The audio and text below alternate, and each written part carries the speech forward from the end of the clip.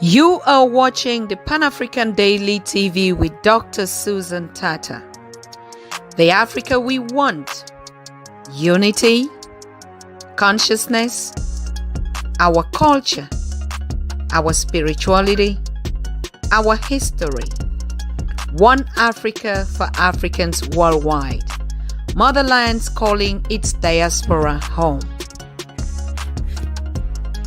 Join my voice. Join my team. Join my campaign. Campaign 21 hashtag 1 million subscribers on the Pan-African Daily TV YouTube. Be a volunteer.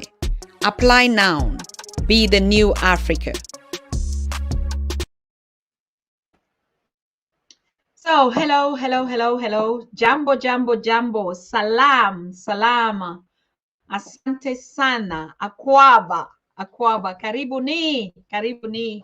All Pan-African brothers and sisters worldwide, Pan-African family, children and daughters, kings and queens and princesses.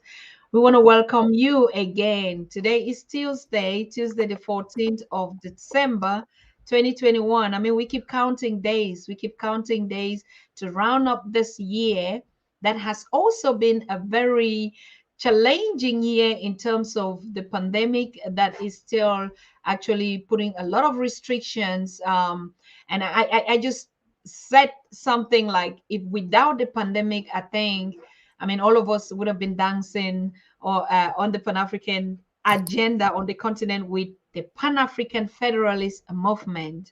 Yeah, so if you're connecting and you're joining this special broadcast tonight where Professor Joomay FAYE is sitting right here in the studio with us, please make sure you have a pen and a paper. Make sure you have a paper and a pen connected. Okay, because professor that is sitting right here is a whole book of history. And so you don't want to miss anything. You don't want to miss any conversation. You don't want to miss facts, any historical points that he will be making on this conversation tonight, because we're going to be talking about everything. That's why I said feedback, because it was difficult for us to actually pick a topic that would fit what Professor Joomay has to say, because he's actually that big brains. Like, if you want to talk about Professor James Small, you want to talk about Dr. Wade Nubbers, Dr. Leonard Jeffries, all this historical iconic brains, then you have to put Professor Joomay FAYE on that list. So today we want to talk about the African Renaissance, not just the Renaissance, because the agenda of the Pan-African Federalist movement is about ending neocolonialism. And if it's about ending neocolonialism, it means there's just a lot of factors that we have to talk about. So I'm waiting for all of you to connect from your different platforms so that we can carry on this conversation. Just as a feedback, I want to give another thanks to all of you that signed in on Sunday on the December 12th event that we had here. And till today, the feedbacks are still very, very positive. But I think, yes, now we have to get back to work. We have too much work to do. You don't even have a clue. And, you know, I had a quote from King Maponga Joshua before I get back to you, just warming so that you guys can connect before we get into the conversation. And he said, it is unfortunate that Africans are so afraid to embrace the unity that is coming. Like, we never were prepared. Like, we asked for things, and when they're coming now, and we start being afraid. Right? And I think, Baba Joomay, you have to answer to that, because there is something. The movement is so big. It is so big until Africans are not believing that it's real. You know, you've been tied up to that enslavement, and that's sitting at that court. At the point where you are released and you seem to not believe it, you just know that you're still a slave. And that's what we see happening. And that's why King Maponga made that quotation. And like, I don't know what is just wrong with Africans. They're afraid to embrace the unity that we're always advocating, because like it or not, it's already here. The momentum is so huge. The whole, I don't know whether it's only in my following, but everything is black. From pictures, from stories, from videos, from revelations, from unlocking things that have been hidden, facts. There's just a lot coming out like a boiling pot. And Absolutely. I'm so excited, and the whole world is excited for you, Africa. So today we Absolutely. want to talk about the Pan-African Federalist movement. And you can see the commander-in-chief is sitting right here with us in the studio live, and he wants to break a lot. Like I said, if you're joining, please make sure you get a paper and a pen, because I already have my own. Because each time Baba Joomay is coming here, I need a book, right? I will retire and he will take on the conversation because he has a lot to tell us. Baba Joomay, good evening, Prof. Good evening, my dear sister. Thank you, my dear sister, Dr. Tata. First and foremost, allow me to greet you and your listeners who number in dozens of thousands across the Pan African world. Mm, I also want to pay a vibrant tribute and express my deep respect for your unwavering commitment to the betterment of the conditions of African people worldwide who continue to suffer from the sequels of slavery, neocolonialism, and apartheid. These sequels being Jim Crowism, neocolonialism, and economic apartheid. My sister, you are a scion in the army of the soldiers who are ready to get in the trenches and fight for the restoration of the full sovereignty of African people and neocolonialism and restore their dignity. Thus, begin a sustainable march toward the African Renaissance, which is indeed the strategic goal of Pan-African movement. Thank you for being a strong supporter of the Pan-African Federalist movement, a grassroots coalition of Africans by Africans and for Africans that mm. is solely focused on campaigning for the political unification of African states by the end of the decade of the 2020s on a fertile terrain that was prepared by thousands of sisters and brothers who fought for the restoration of our dignity since Western Europe has decided for the betterment of the condition of the people to use us as their tools or stepping tools for a good life.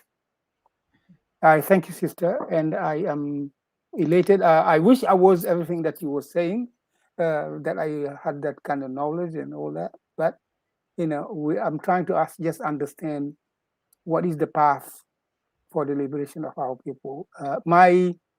The time I spent with Thomas Sankara between 1985 and 87 was a great time for learning for me and of humility, of humility, of humility, and understanding what the meaning of a commitment is.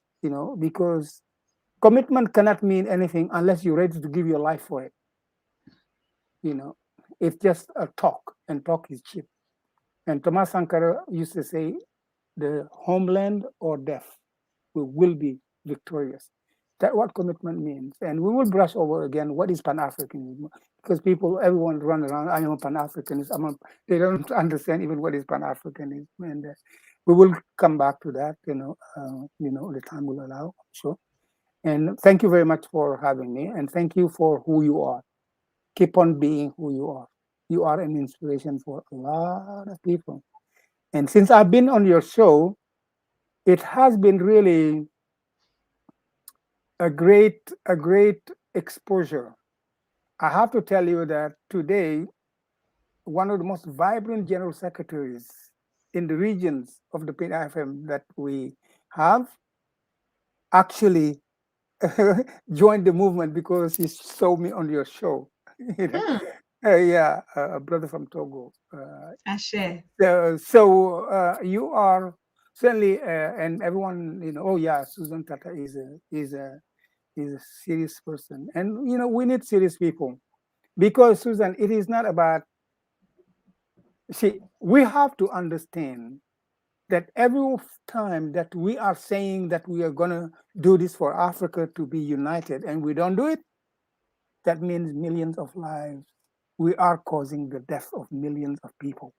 That's true. Yes, it is easy as a petit bourgeois, as whatever you want to be, comfortable, yes, or insulting Germany or France and all of that stuff. It is easy. But we have a responsibility to end the death of millions of Africans. And it is within our capacity because the terrain was prepared for us already. And this is why when you were saying that everyone wants unity, this is very true. When Kwame Nkrumah in 1963 said Africans are crying for unity, that was not really the case, because the Africans really just did not and were not aware yet of the usefulness of unity at that time. This is why Absolutely. some heads of state were able to run away and, are kind of like, paint him as a villain and all of that stuff. And that's why he did not. And we're going to come back also on how the Pan-African Federalist movement changed the strategy of Nkrumah, because he was trying to do the unity from, standing on his head. We need to do the unity standing on our feet, On a and on our feet. And that's what, so today, with the work that they have done with Garvey, with Marley, with, today, the Tiken Jaffa, the DJI, I mean, the millions, I mean, the many, the Nkrumah, I mean, the Boganda, the Lumumba, the Cheikh Anta Diop, the Senghor, the Abdullah Wade, I mean, all of the work, the Ernest, I mean, all of the work that they have done has created the most favorable conditions in history for Africa to unite. And my big brother, Professor Teofil Obenga, tells me, Joomay, all the time I go doing talks, people like me because they want African unity. And he said, I could tell you that 75% of the African youth is ready for unity today. Oh, They're yes, just searching. 100%. They're just searching for a vehicle, that could drive them to that African unity. And he believes that the Pan-African Federalist movement is that vehicle. And he is indeed one of the champions. And him and I were in your country, Yaoundé, in Cameroon, in 2019, to put in place the regional committee for the movement in Central Africa. We spent 5 days in Cameroon. It was really, really wonderful. It is amazing. I like the fact that we are recognizing, because I think something also that happened during those years was the recognition. One has the impression, like, there was too much power, like you said. It was from the head, not from the feet. you know Absolutely. as if the grassroots was not engaged in this. So it was more of a Absolutely. political Absolutely. agenda. And that's why you Absolutely. see Pan-Africanism is always looked even as a political Uh-huh. agenda. They don't really look at it as the spirit of the African. Am I Absolutely. correct? Absolutely. Absolutely. Pan-Africanism is, uh, as a scholar, what we define Pan-Africanism, it's the consciousness of a necessity, Correct. of a solidarity between Black people, Consciousness. because of the necessity of a solidarity between Black people, because of the inextricability of their destiny. Whatever happened to Africa has an impact on Black people, even the Dalit who live in India or the Maori who live in Australia. So the second part of Pan-African, which a lot of people don't realize, is that it's also a commitment to do everything you can for the restoration of the dignity and sovereignty of African people. Correct. That is the second element of whichever angle you come from, whether you come from the cultural angle, like Senghor, Negritude, or others, whether you come from the economic angle, whether you come from the Black Power or Black Lives Matter or a civil rights movement, or even if you are just part of the Underground Railroads, wherever the restoration of the dignity and sovereignty of African people, that is what fundamental of Pan-Africanism is. And you cannot be a Pan-Africanist if you just are conscious. You have to accompany that consciousness with a commitment to action. Those two Commitment to elements, action. make a person a Pan-African. You have to be conscious that the destiny of Black people all over the world is inextricable. We have to address the destiny. You cannot solve the Black problem of the Black people in the US alone, or in Brazil alone, or in Guatemala alone, or in Africa alone. You have to, it is like if you want to call for my other life as a scientist, as a former veterinarian, it's like a nerve. Okay, a nerve, unless it got the full power of the electric charge it needs to act, it cannot act. You know, African liberation is not going to be partial. It has to be global because we are a global nation. We are a global nation, so our liberation cannot be partial. It has to be. But the key to that global liberation is the motherland of Black people, which Yes. is Africa. So the restoration of the sovereignty of Africa as a continent, particularly the southern the part that is south of the Sahara Desert, that is the key. You cannot. There is no other way. Even if you march for civil rights, even if you march for Black Lives Matter, even if you march for the respect of the rights of Africans in Brazil or it's going to be halfway. It's only like and Malcolm X was the one who saw this. He said that people don't fear you because of who you are. They fear you because what is behind you, who is protecting you. And the only one who could protect Black people is a sovereign and fully power of the African continent. And that's why he created the organization for AfroAmerican Unity, to contribute to the unification of the continent, of the state of the continent. So it's a priority for any Black person to unite Africa. Because when Africa is united, finish the lack of jobs for Africans in the ghettos here. Finish police brutality. Because the ambassador of the United African States will sue any police to their bankruptcy if they touch one hair of a Black person here.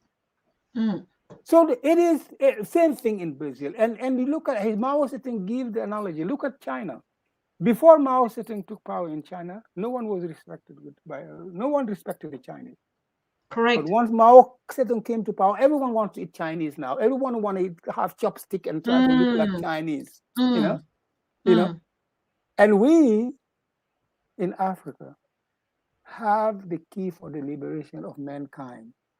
The Homo sapiens born in Africa, it's only Africa that can free the Homo sapiens from the threats that it is facing now, including the environmental issues, including the rapacious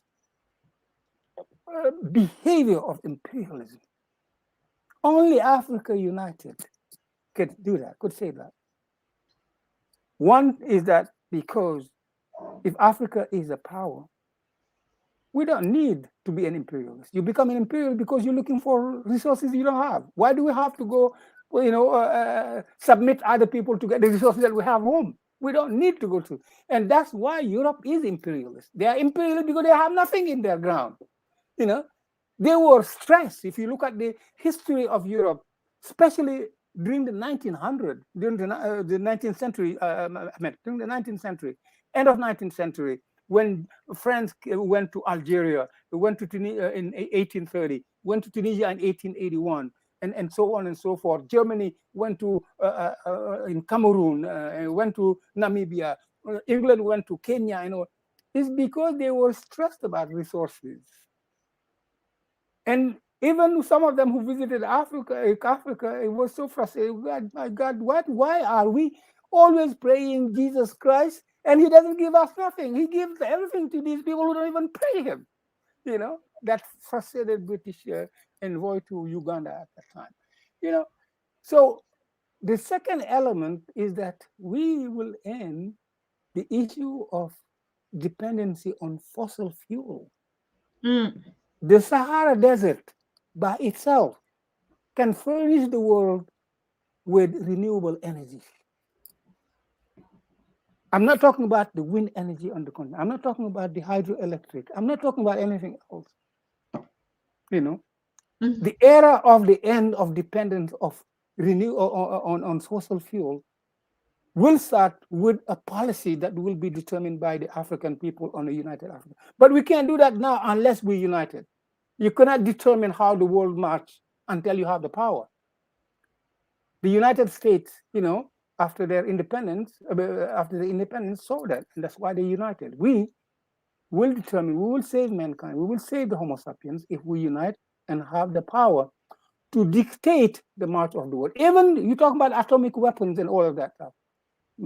Africa has the capacity to end the threat that the Democracy, threat that it is for people, And that's why we are so committed to Africa. We're not just committed for African unity for African people, but for the savior of the Homo sapiens itself. That's what this Pan-African Studies movement is. And when I said that Dr. Nkrumah, they were marching on their heads when they wanted to unite Africa.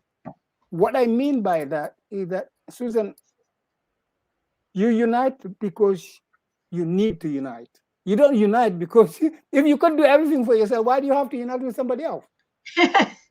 Question. You don't need to. You unite because you are in need. And people unite because they are in need of more security and more opportunities. That's why they unite.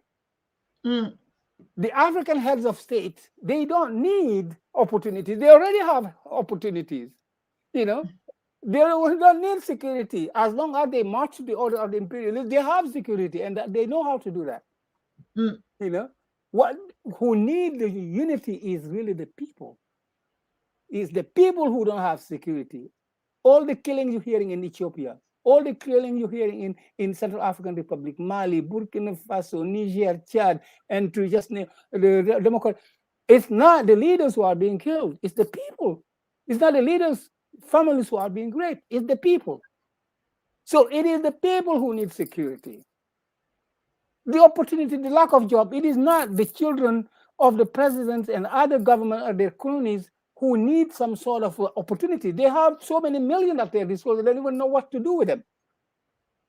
The people who need them are the people in Baturi, Cameroon, in Fagolemi, Senegal, in Timbuktu, Mali. Those are the people who need the unity. So if you want to have unity, then don't go to the people who really don't need unity. Go to the people who really need unity. And in fact, it's even absolutely necessary, because when you unite countries, that means that you're taking some of the portions of the sovereignties of these countries and mutualizing the management with other countries, like, let's say, defense, let's say money, let's say foreign relations. And you're mutualizing, you're not taking it away from them. You're just saying, okay, we in Cameroon, we want to mutualize the management of our foreign affair with Senegal, with the Republic of Congo, with others. That's what we want. But we didn't give them up, because we will be electing the people who will be doing it for us, which is the federal government, the federal authorities. So unifying is mutualizing portion of sovereignty. And the sovereignty doesn't belong to the heads of states, nor to the heads of government. It belongs to the people. We are republics. It's no longer kingdom. They are only, maybe even in Morocco or Lesotho or Swani, where our kingdom, there is some sort of kind of like, democratic or parliamentarian, monarchy that they have there, So the sovereignty is in the hand of. So if you want to take portion of that sovereignty and mutualize them with others, you have to go to the people who are the owner. Susan, if I give you 100 cows and ask you to keep them, somebody else want to come and take 3 cows from those cows, and do you think that they should ask you? They should ask me first, and I give you the authorization. So that was the mistake of the Nkrumahs. They wanted to go from the heads of state who don't own sovereignty, and who have no interest in unity, to unite Africa. This was that's why Gaddafi failed. Nkrumah, maybe there are other reasons, but Gaddafi, that's why he failed. The other thing is that, see, if you unite a state, we in political science, we say that there is the legitimacy of the state, meaning that the people understand and know that this belongs to them. This is an association for them. A republic is an association, like an association. This is for us, for the state to be legitimate. The people have to know that it's for them. The state in Cameroon, the state in Senegal, the state in the Central Republic. If you talk about lack of civism in our country, it's because the people don't feel like they own the state. Correct. It is still a colonial state, a neo-colonial state, owned by others, imposed on them by others, with leaders imposed on them by others. So they don't own. The state has no legitimacy in their eyes. This is why the chieftain in Cameroon or the marabouts in Senegal have more credibility and more power sometimes than the head of state. This is why they run after them, to give them money, to give them all kinds of things. For us to have a federal government that is legitimate, it must be that people, the owners of sovereignty, who gave the authorization to mutualize some portion of the sovereignty for the creation of a federal government of the people, by the people, and for the people. And that is what the strategy of the Pan-African Federalism. We are rectifying Nkrumah by creating a grassroots movement, which will indeed mobilize the African people for a united African state. Fundamentally. It sounds so beautiful. But when I sit and I look like when I was in Cameroon, or the average African on the continent, and trying to understand that the continent is not owned or run by them in their mentality.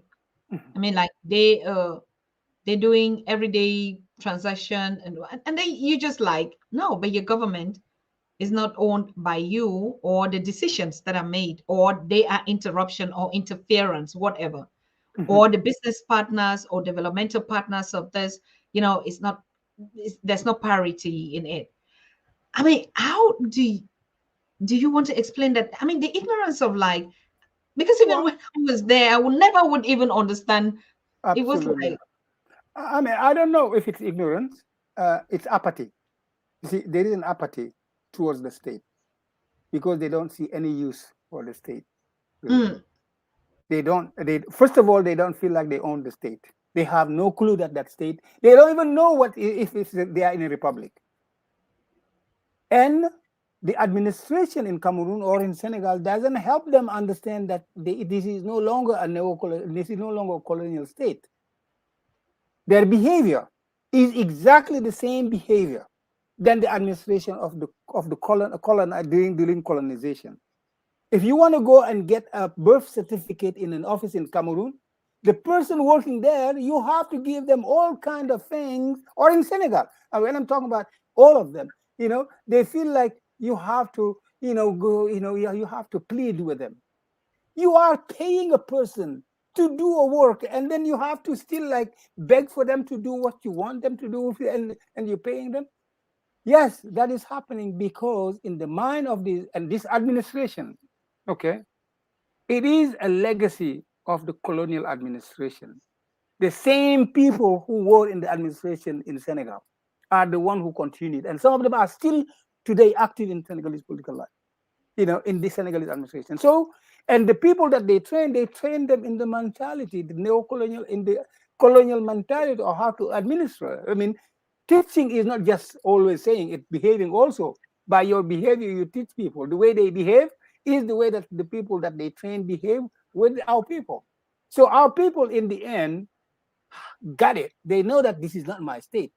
So civilism is nothing. Therefore, they cannot relate to the state. The second thing is that the duress of neocolonialism, economic duress imposed of them by neocolonialism, is making them survivalists, not builders of a future. They can't think of the future because they have to think of how to just get by, But unfortunately, and this is the caveat here, Dr. Susan. Those of us, like me, like you, like others, who have the chance to not to have to fight for survival, are shaped in their mentality. Many of us are shaped in their mentality by the colonialist. And see, Steve Biko had to say, the most potent weapon in the hand of the oppressor is the mind of the oppressed. See, many of the African, I would say 95% of the African academics are trained to maintain neocolonialism. They haven't liberated themselves from mental slavery or colonial slavery. They But act. Professor Joomay, just hold it there.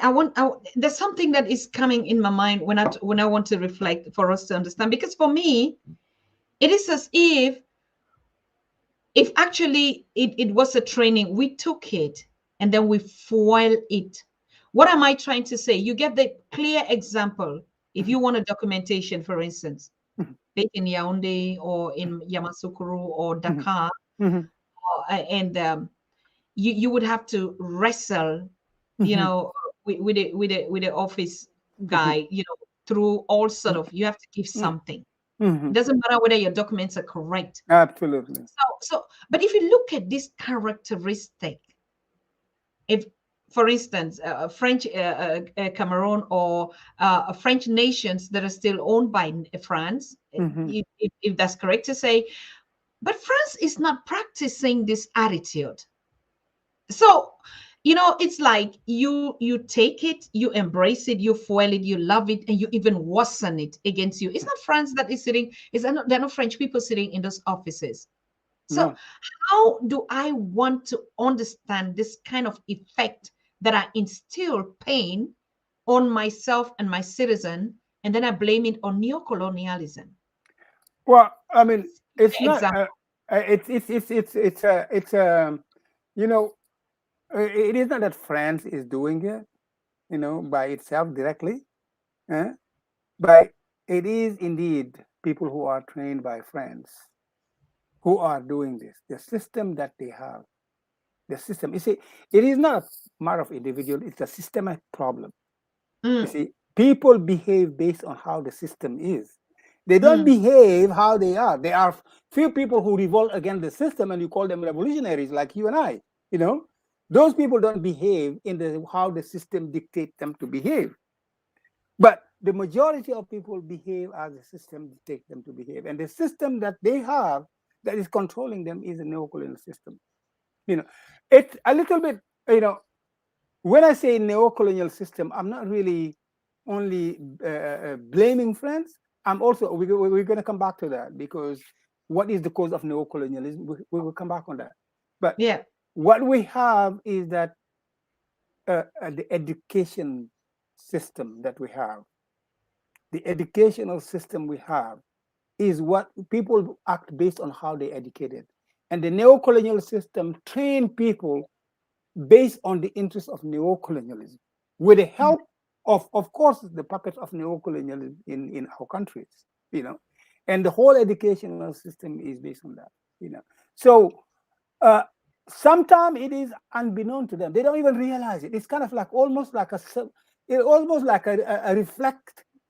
reflex in them to behave the way that they behave when you come to the office, because the change that needed, if real independence had happened, the change that would have happened, the mental change that would have happened, the policies of the state, the independent state will completely change. Let me give you the example of the United States.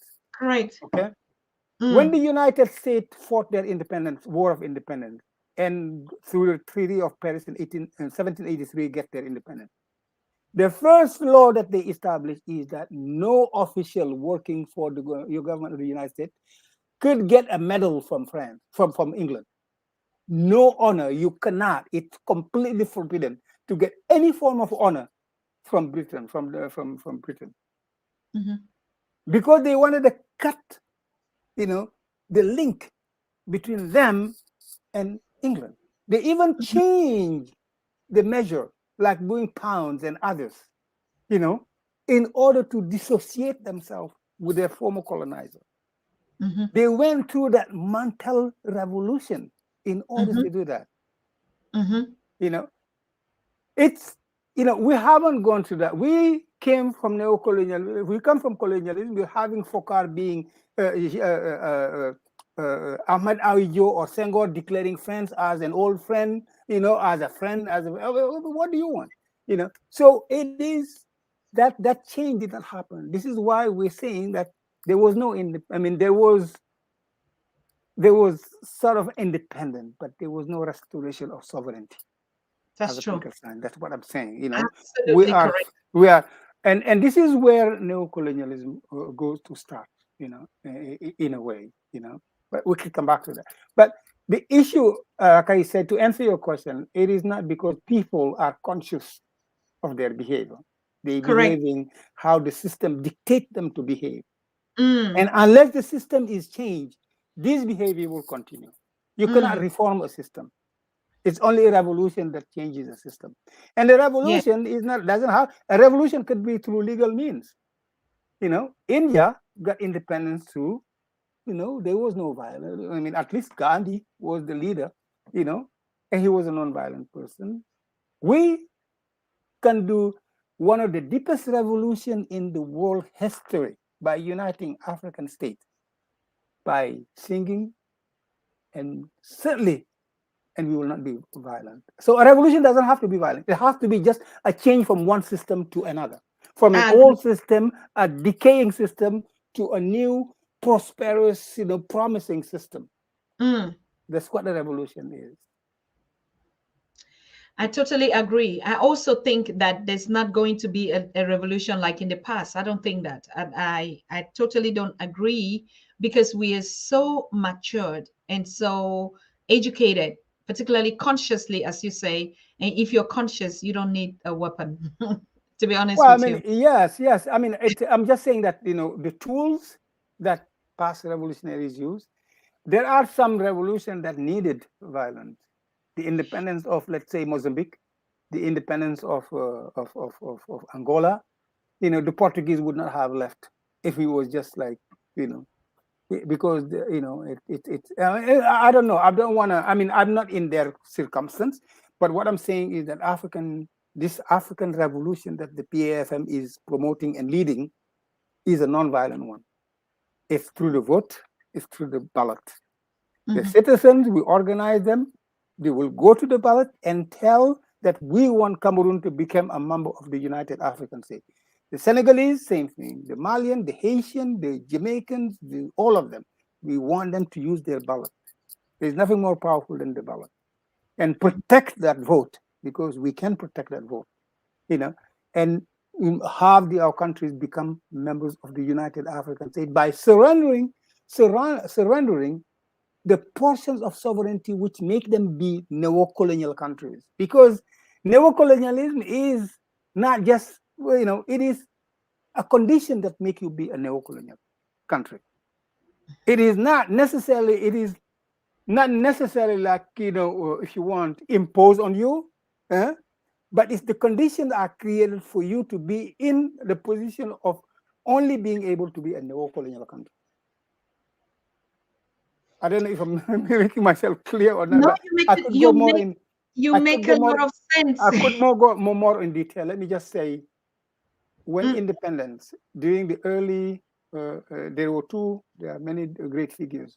Bartholomew Boganda in Central Africa, you know, mm, he was from Ubangi Share, which is today, as people know, Central African Republic, you know, and he said that if we commit the mistake of being independent individually without being independent in bloc and forming a union, we will not, our independence will mean nothing. He campaigned on that, went throughout, and the French, apparently there was an accident of his plane, but you know what accident means. mhm. He was killed in there. Senghor and Modibo Keita in West Africa tried to create the Federation of Mali, you know, the Federation of Mali, which will include all the West African former French colonies. The French used Houphouët-Boigny, who was a member of their government, to create the Conseil de l'Entente, to foil that effort. Because France knew if Central African Republic like Boganda wanted it is, created, if Mali is created like Senghor and Modibo wanted it. Then finish with French colonialism. Finish. There cannot be neo-colonialism because these will be sustainable countries. They could Yeah. stand on their own feet. But the magic that they did is that they understood is that we have to give them independence in the form of non-viable countries. Mm-hmm. If we give them independence in form of non-violent, viable countries, they will have to come back to us because a country is like a business, Dr. Tata. Okay, Mm-hmm. a country is Correct. like a It business, is. you know, Yes. and the income, if it is doesn't, address the current expenses, but then you can't function. You have to go bankrupt. If your intakes in a business are much lower than what you spend on a daily basis to keep the business afloat, you go to bankruptcy. But the thing here is that countries don't go to bankruptcy; they become neo-colonies. This is what many academics don't understand. Neocolonialism is because not a France wanting they already created the condition for neocolonialism. Mm-hmm. But Kwame Nkrumah understood that, and anyone who reads Africa Must Unite can see it in the first 14 chapter of that book. The non-viability of a state is at the fundamental reason why a state is a neocolonial state. Mm-hmm. Because you will depend on somebody to help you tie the loose ends for your budget Mm-hmm. because you are in a chronicle budget deficit. So they pay you, they give you aid in order to fill those gaps. The second element is that if you're not a viable country, you cannot Mm-hmm. have a currency that is accepted for international trade. You can't, because a currency is a debt that a country takes and guarantee you that tomorrow when you come back, this thing will still be valid. The paper that I gave you, I owe it that will be still the same value tomorrow. Mm-hmm. This is why Cameroon can have a debt because no, I'm not going to take your money because no way. If you want to buy oil, go get the dollar or go get the French franc. This is why we are renting. We ask France to rent the French franc. That's what we did before. We rented the French franc, and France decided on the conditions on which we're going to rent the franc. More than 50% of our foreign exchanges have to stay in the Treasury de France, and so on and so forth and so on. And that's the deal. If you are renting, you cannot dictate the condition of how much your rent is going to cost. You You know, can't. you know. And because you are renting, many people say in France, yes, CFA down. They don't understand the dynamics. We are renting the euro today. If we weren't using the euro, we will not be able to buy anything with the money we have. We won't, because the CFA is not accepted in France. It's not accepted. Even New York, I tried to get the Naira or the CFA exchange in New York. Can't. No. That we don't touch that. So if we had refused to use the euro today, we are the ones who are going to be suffering. We are renting the euro. So the deliverance, and the only possible deliverance, is for us to create an entity that will be credible enough in the eyes of the rest of the world to print its own currency and make it accepted. This is why Kwame Nkrumah said Africa must unite. This is why it's a structural problem. You can't solve structural problem by reforming here and there. You have to change the whole system. And the whole system is to end neocolonialism. And to end neocolonialism, we must unite the African states through the voices of the people, not the heads of state or government. Absolutely correct. Absolutely correct, Baba Jume. You're talking, my head is ticking. It's ticking like it's ticking inside because when you talked about, Naira is a paper, euro is Absolutely. a paper, Absolutely. dollar Absolutely. is a paper. Yes, Absolutely. it's a Absolutely. paper. But what Absolutely. is it that this other paper has power than the Uh-huh. other paper? The I mean, I was credibility of the country, the credibility of the, because if you look exactly. at currency, if you look at currency on the bottom, it's signed by the treasury secretary of those countries usually. And they say Mm, it's a debt owed to you by such, and that such and such is the country. Coming back to Nigeria is a very interesting issue that you raised. Nigeria is technically supposed to be a viable country. It's huge. uh, It has a lot of wealth. But you know what the British did? They understand that Nigeria, you have to amputate its social capital. You have to sow this unity between the Igbo, the Hausa, and the Yoruba. Once you are able to do that, Nigeria will become a non-viable country, a non-stable country, non-viable country. And that's what they did with Lugard and others. This is why Nigeria today, to get out of that trick, must be a part of a united African state. Because once that Nigeria become part of that, that conflict between those Wazobia, like the Igbo, Yoruba, and it will end, because the power will no longer be in the hands of one group, you know, allying with others. It will be in the hand of the African people, of the federal government of the African people, Ashe. making it possible for them to finally have a republic. And Nigeria has 100 times more potential than California in terms of what it could do, the resources it has. I'm not talking about Africa could have at least 5 or 6 Californias, much more. And Nigeria. I don't know if you understand the importance of California in the U.S. It's economically, it's the driving engine of the U.S. You know, it's the most prosperous state in the U.S. You know, and Africa has the potential of having at least 6 Californias. Nigeria That alone.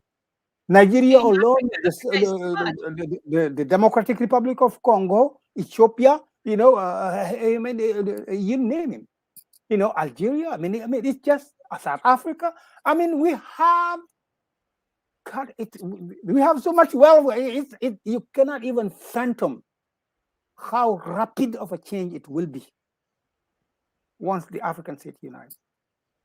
It will not take Africans 10 years to become the number one power, economic power in the world. It But will we're not. getting there, and it's gonna happen. It's gonna happen. It's gonna Yes. happen. The PFM is working on that. And Mm, talking about the PFM, I would certainly like to, if you allow me, we have been very much busy in trying to accelerate what we're doing. mm. And it really has been a phenomenal year for us. Very, very busy and very fruitful year for us. Right now, like during 2021, we were able to get a legal status of the movement in Mali. So now the Pan African Federalist Movement is a legal organization which has the right to operate internationally. We have been able to open a bank account in Mali, which anyone can access if they want to give money to the PFM. And we are working on the principles on how to raise funds still, because Susan, the issue of how to manage the funds or how to be accountable for the fund that you're raising is one thing that the PFM is very sensitive of, because we are a campaign. We don't want to just raise money, not be able to keep people abreast of what exactly is being done with the money. We have adopted what we call also a roadmap to victory, which is we have designed, a blueprint on how we are going to arrive to the birth of the United African State. We have been able to also finish the statutes of the movement, the terms of reference of many commissions. Like, we have a commission called, a wise person and commission, the Elders Commission for Ethic and Harmony, because many African movements are destroyed by the infighting inside the movement. So we find it necessary to have a commission for ethic and harmony, which operate on the basis of Ubuntu, the principles of African. We have a woman mobilization, and education committees, because we know that 52% of the population of Africa is women, and the woman will lead. And our hope, my hope personally, is that the first president of the United African States will be a woman. And we have also been conducting training sessions, and it has been very successful, because when you work in an organization that is as new, or in terms of its approach, as the PAFM, the leadership must understand exactly, have the same understanding of what are the fundamentals of that movement. And every month we hold a training session to educate, to inform, to familiarize the leadership of the movement with these fundamental, the fundamentals of the movement. And we have, we have really done a lot during the past year, and we have set the date of the Congress. The date of the Congress is going to be December 8th to the 22nd, 2023, meaning exactly about 2 years, almost a little over 2 years now, a few days over 2 years. And that is, and I would like to we could talk about the Congress, but how this Congress is going to be different from others, as we have. Now, we have a plan of action for this coming year. There were things that we wanted to do last year, because, Susan, we divided, when we had 3 years, 4 years before the Congress. Mm-hmm. So we divided the time in what we call them the 3 years of the big leap forward. The 3 years of the big leap forward. The first one was 20. The second one was 2021, and this third one is going to be 2022. And during this year, we want to finalize all the organizational building that is necessary to start preparing and discussing the documents for the Congress, because we want people, since this is not going to be individual coming, but representatives of people who are coming, there must be a time for all the people to have access to what is going to be discussed at the Congress and make decisions, and those decisions mandate their delegate to defend those decisions at the Congress. So we are finalizing there were things that we were supposed to do last year, but we weren't able to do them. We are Mm-hmm. finalizing that. And among those is that every regional committee must make a mutation, become a committee that is elected by the people, not a committee of people nominated by the center of the movement. We also are going to organize, because all the regional committee must operate legally, and national committees. So we have the head of our legal committee, who is a professor of law at Sorbonne University, is going to be organizing a workshop in terms of for people to understand what process do they have to go through to make their regional organization and national organization legal. Um, we want to also adopt a policy document in terms of, let's say, for example, how do we raise funds and manage them? For example, we want to have clear policies for the structures of the movement, because the PAFM is a campaign machine. And a campaign machine, Dr. Tata, is that if one part of it is discredited, the whole movement will get discredited. So this is why we have to be very careful in terms of we also are going to be recruiting ambassadors, actively recruiting champions. Champions in a campaign, so Dr. Tata, are people who lend their credibility. Let's say, for example, Theophile Obenga, let's say Leonard Jeffries. These are two of our champions that I will name. There are many others, but we are going to be asking the regional committee to recruit their champions, each one of them, so that these are going to be people who are well known and respected in the region where they are, and they will help the regional committee open doors, that will be closed to them or reluctantly open, and we will have, they will also recruit ambassadors. We assign them to have at least 7, each one of them. These are people who have a high visibility, like artists like Tiken Jah Fakoly, like Diji Awadi, who are our champions, who are our ambassadors, and these people, are going to be, wearing Pan-African Federalist Movement parapherias, sharing with their fans the Pan-African movement, at least people who are really there to increase the visibility of the movement. And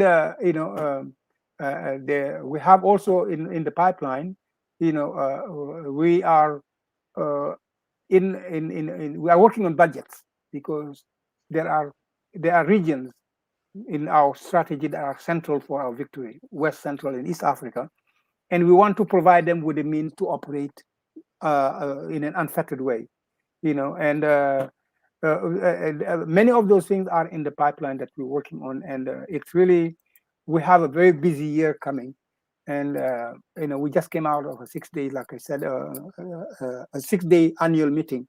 We every year, the International Committee, organize what we call the annual meeting of the PAFM, and this annual meeting is also a commemoration of the first All African People Conference that was organized by Nkrumah in 1958, from December 8th to the 13th. Our peer congress was held there, so we want to immortalize those dates, in making sure that all our activities, major activities, and if you see the congress is happening in that time frame, a little bit over because 2 weeks. We need more than a week to organize the congress. So this is where we are at, in our evolution, moving, slowly but surely towards the birth of a united. And our goal is that these united African states will be born by the end of the 2020s, before the end of the 2020s, before 2030. Congratulations, Thank Baba Joomay. Congratulations. Honestly, I mean, we are warm up. Like I said, those of us that are joining now, we started in the beginning when I said, King Maponga Joshua made a quote today live, and it was very interesting. And I think we have to stay on this, to empower even the initiatives that we're doing. He said, I don't know why suddenly Africans have become afraid of the unity that is coming. Like, we're calling for it, but when it's coming, we just don't want to believe it, and now we are afraid. And he said, but it's so simple. Unity means we just sit down and define, a type of leadership that we want, and then we work towards it. It's as simple as that. What is the mammoth that you think that we need to climb some hills, go and conduct some stuffs or calories for that? Anyway, I want to come to this very important issue.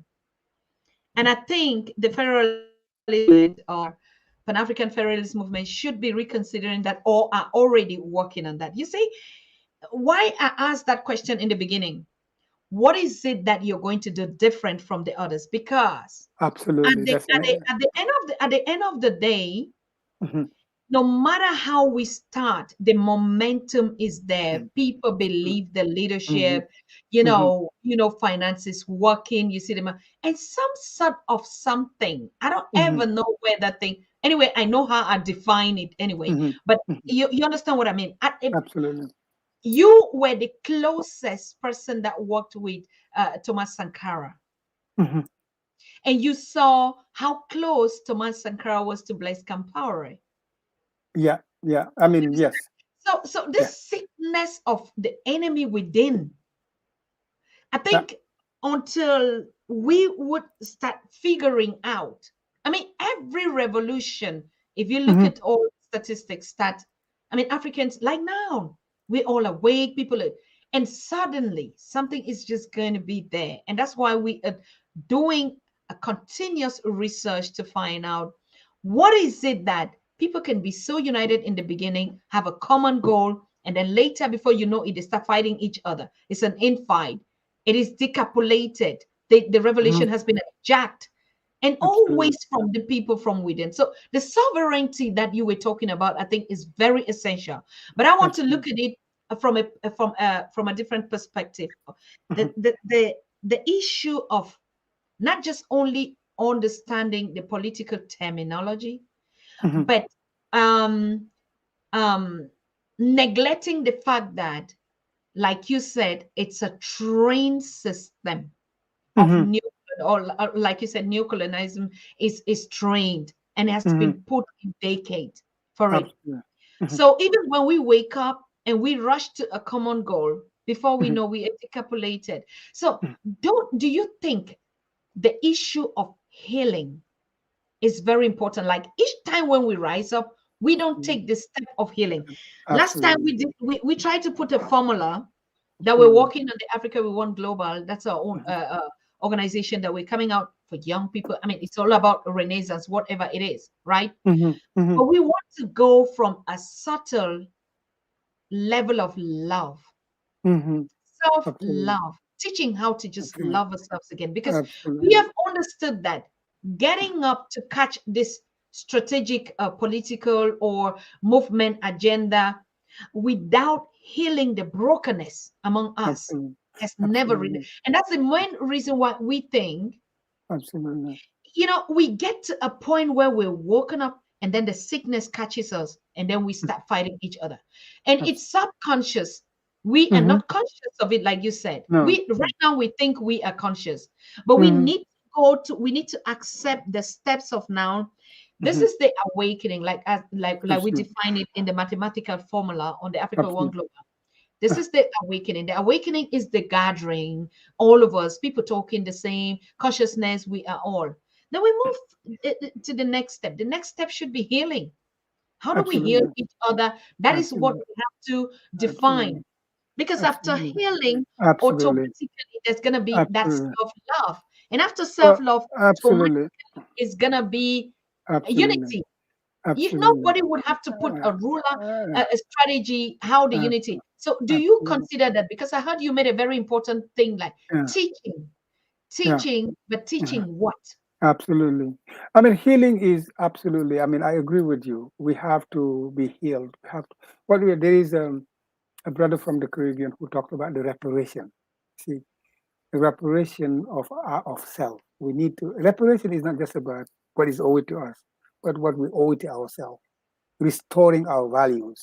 Yes. It's part of reparation. We have to restore the concept of Ubuntu, the concept of math, the concept of all of that in our behaviors. But Susan, we are put in a condition where we are forced, almost kind of like conditioned to fight nothing but for survival, trying to make it, try to make it, has become a priority in our behavior. It's a systemic thing, you know. As someone who has done medical studies, veterinarian studies, there is in illness, there is the somatic aspect of it, which is the body. eh? There is the psycho part of it, you know, the conditions that we are, you know, the mindset that we are in. Because see, the mindset will be independent, will be that we finally have gotten back control of our destiny. We decide what we want to do. And awareness of that is a psychological necessity. I give you, when I was in Burkina Faso, okay, in 1985, okay, you walk on the street and you see the pride in the people's faces when the name was changed from Haute Volta to Burkina Faso. A sense of like, oh, we are gaining our back ourselves, you know. But see, this was not long lived because the systemic change that we needed to do, we could not do it because Burkina Faso cannot but be a neocolonial state, just like Ghana could not be but a neocolonial state, because of the non-viability nature of this thing. So we need to uh, take back control of our educational system, in order for us to really be able to heal. We have to take back control of our destiny in order to be in the psychological state of mind that could make us be able to to be free in our mind and be able to teach. And we have to have the accompaniment of a government that could create the condition for us to be able to return to our values, and teach our values, because our values are good values. Baba Joomay, Mhm, Professor, you said something, and I just want us to reflect around it. And I'm also calling the audience to join us to think about this. mhm, because like you said in the beginning, and I've really, everything that you've been saying, it aligns to it. No one, and all of us do know it, that nobody is going to define how we want to live.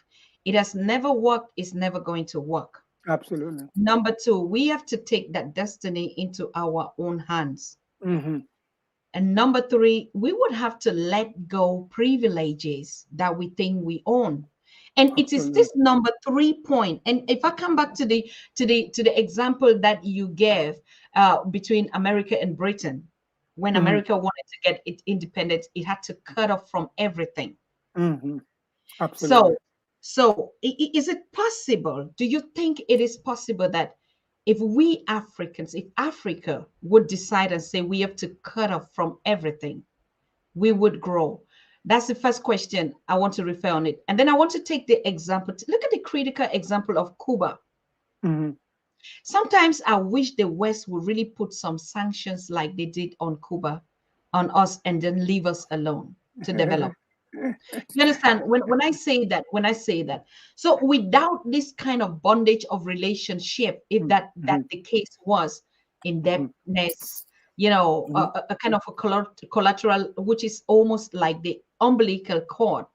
Hmm. So, do you think, because there's no way we are going to escape a step of thinking that there has to Hmm. be a continuity and Hmm. then repairing, along the way, like, Absolutely. yes, we're still Absolutely. working together, we still have the Absolutely. relationship, but we're trying to unite. But yes, Hmm. let's reunite on trying to refurbish, or paint. It's just like you paint a house, but it's all rotten in it. Hmm. So let's just try and form another system that would.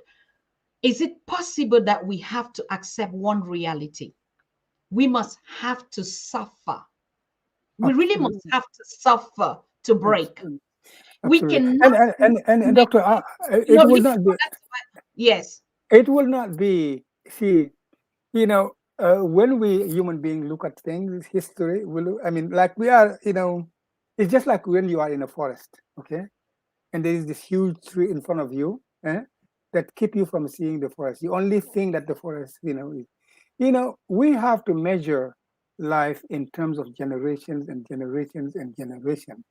You know, it will not take, like I said, it will not take 10 years for a united African state, eh, to impose its will on the rest of the world because of the resources of the continent, because of how dependent world economy is on Africa. See, so it will not take that long. But one thing, like you were saying, we cannot just repaint the house. We have to build a new house. And Absolutely. that new house is the federal government of the United African States. What the Americans did after 1789, after they adopted, they rebuilt a new house. And they asked every state to redo their constitution to reflect the constitution of the United States. So all of those old constitutions were all based on their dependence on England. So all of those constitutions were revamped to cut loose any tie that existed with it. That's exactly what we're going to do. We're going to revamp, we're going to rebuild a house. And many people are, there are many half intellectual who are confused when you say the United African State. We really mean the United Countries of Africa, not the states. Because these states that exist today, we cannot unite them. We don't want to unite these states. Because these are neocolonies. If you put neocolonies together, you get a neocolony. We want to create a new state which will be that federal government, and that state will influence the other state to recreate them. So it's really, I mean, it's a healing. See, a revolution, a systemic change is fundamental. It's the beginning. You have to build a new system that is indeed capable of really creating the conditions for your own development, because Eh, we are stuck now with this system. And I mean, and like the person you cited before, you see, African people, I would not even say that they are afraid of unity. You know, there is a situation that is going on here. Okay, those of us who understand the necessity of unity are too dependent on the actual system to challenge it. We all want to go to international conference organized by France or by Germany or by England or by the US and then have these degrees and all of that, all these recognition by academics or by the IMF. We are vying because our class interest. You see, it's really interesting to go back to even Lumumba, or even to Lumumba. You know, we have as intellectuals in Africa stop wanting to please the West or stop wanting. We are the one who are gonna. Yes, there is gonna be sacrifice on our part as intellectuals. But the people in Cameroon, the people in Senegal, in Ivory Coast, they are already suffering, so they cannot suffer any more than they are suffering. So the sacrifice will have to be us intellectuals who have, who understand, who could afford to consecrate time for this activity of liberation of our people in order for our people to be liberated. If we cannot make that sacrifice as intellectuals, then we are betraying our people.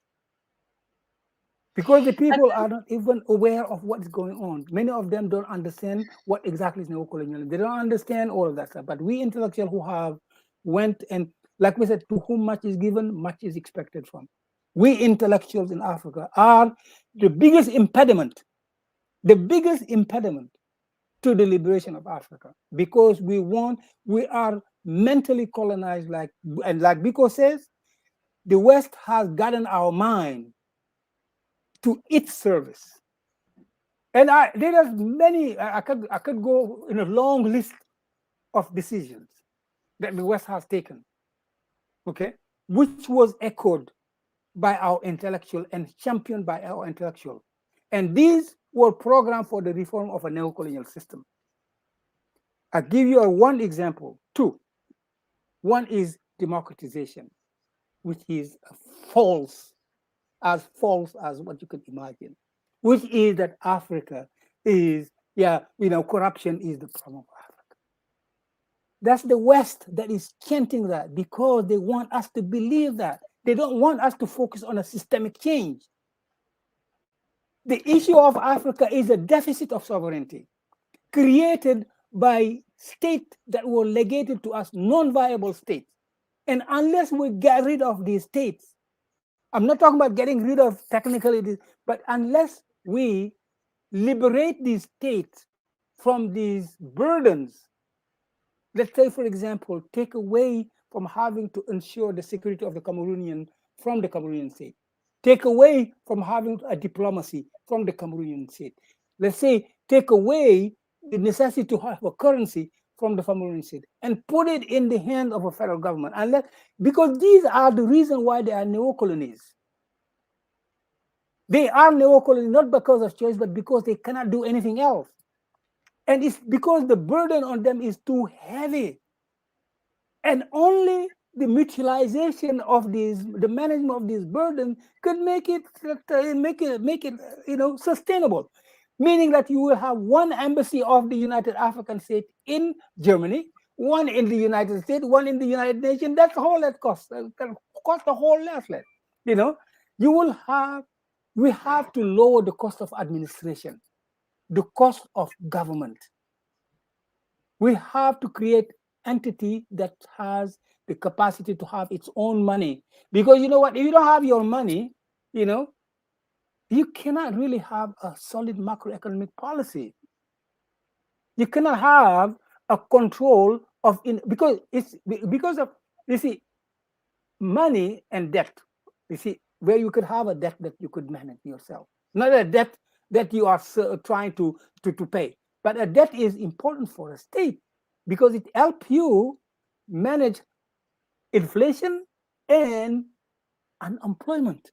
Those are the two fundamental, elements that a debt is necessary in order to be able to control those. But our debt, since we are not sovereign, we have no power. Our debt is like just paying, and we cannot design policies tied to the debt to control inflation, because inflation is not in us, it's in them.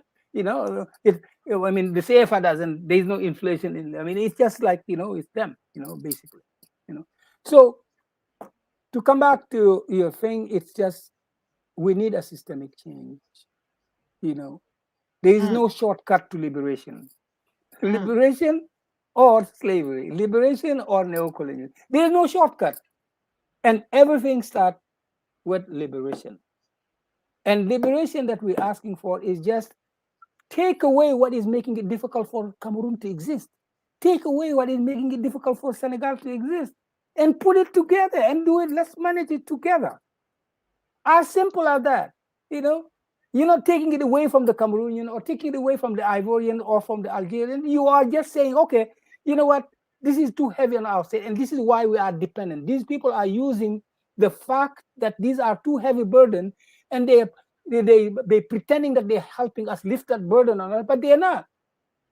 They're not helping us lift that burden. They are using that burden to even put our heads more under the water. We need to understand that. The survival of Cameroon, the survival of Senegal, these could be prosperous countries. They could be prosperous countries as long as they don't have to contend with too heavy of a burden, which is they cannot afford the diplomacy. They cannot afford a military security system. They cannot afford really, a debt, a debt that they could manage. They cannot afford. They're not credible enough to have a currency that people accept, where they could determine how they exchange it in the world, the international market. So all of these things, so it's not, it's us. I tell people, Susan, that 75% of the reason why we have neocolonialism depends on us. It's on us. 25% only is caused by the exterior. We are, particularly the African intellectuals, we are the main cause of neocolonialism today. Because we want to continue to be tied, we want to continue to enjoy the interest, and we have to go through a suffering as intellectuals. And I mentioned Lumumba. Lumumba, what he did was a class sacrifice. He was a petit bourgeois intellectual. If he had just shut his mouth and enjoyed the benefit of being an intellectual and all the évolués, they called them évolués at that time, if he just was quiet and accept all of that, he would be probably alive for much longer and be enjoying prosperity for himself. But he said, no, I didn't come here for that. I came here for these people who are suffering in the bush. I come here, people who are suffering in the shanty town of Leopoldville at that time, And he decided to sacrifice himself. We actual intellectual African, we have to cut the tie or our dependency on the exterior we want to be going in four-wheel drivers because of democratization. We are given money on the NGOs. We are given money here and there, corruption. We talk about corruption. One thing, Susan, someone who is exploiting you will never point to you the right direction to end exploitation, because they depend on it. Why would they tell you that that's the best way? Why would you believe them to be able to point to you the direction where they can end the exploitation? That cannot be. That cannot be. And we have to free ourselves. We have to coin our own, look at the reality of Africa and coin our own path, charter our own route, to that liberation. And it will not go through, reforms like better governance. In order to govern, you have to have power. And we don't have power. In order to have democracy, like demos, the power of the people, you have to have kratos. I mean, you can't have, you can have the power of the people if you're not independent, if you're not sovereign. So all these talk about democratization is nonsense. You cannot democratize a new colony. And the example of Chad recently shows that we can't have democracies in our countries. In the constitution of Chad before the death of Idris Deby, they had that at the death of the president, the head of the National Assembly will become president and then organize election within 90 days. Probably the same thing in the constitution of Cameroon. When Idriss Deby died, Macron picked up somebody to be the president of Chad. And then the other guy pretended, oh, no, I want to resign. I don't want to do that, Of course, no one told us what they told him at night, or all the guns he had on his head, telling him, if you accept, we're going to kill you, You can't have democracy if you are not sovereign. So all that development that was starting to happen, if the president of the National Assembly was becoming president, maybe there will be a little evolution of the democracy in Chad. But France, they interrupted that. So it's illusion. Let us be open-eyed. Democracy and corruption are not the problem of Africa. It's the lack of sovereignty. And when I'm talking about lack of sovereignty, it has to do with the wherewithal to implement the policies that we want to choose for ourselves. Yes.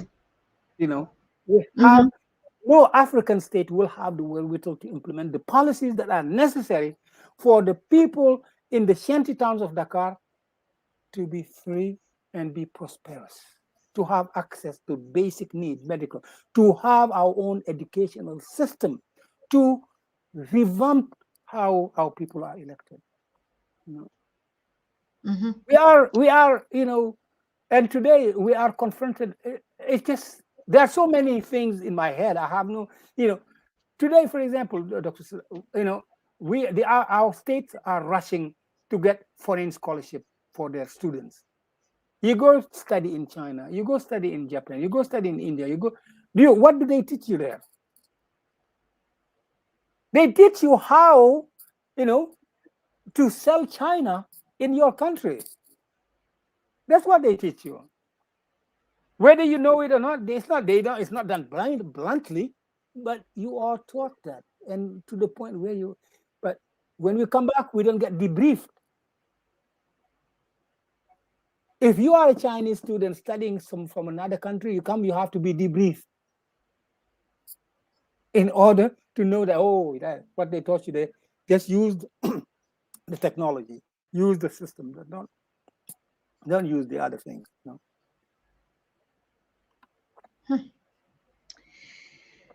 But thank you. I mean,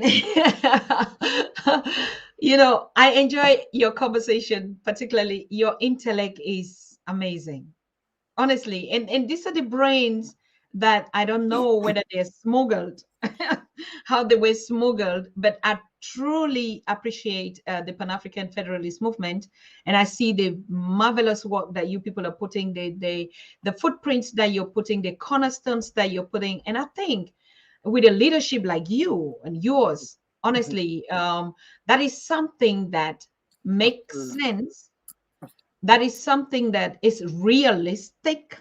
It's realistic because for me, no matter what we speak, if I go into the physicality, like the practicality, and it doesn't match up, and that's why we keep saying, "Oh, we talk and talk and talk." Now, but I want to get to another point. Like I said again, in the beginning, all these movements started the same way. People were convinced, and so you are going to hold this Congress December 8th to 23rd, 2023. What is going to be the agenda? How do you intend to mobilize? I mean, like, just give an idea. That's a great question, Dr. Tata. Yes. That's a great question. What is going to be the difference between our Congress and the previous Congresses?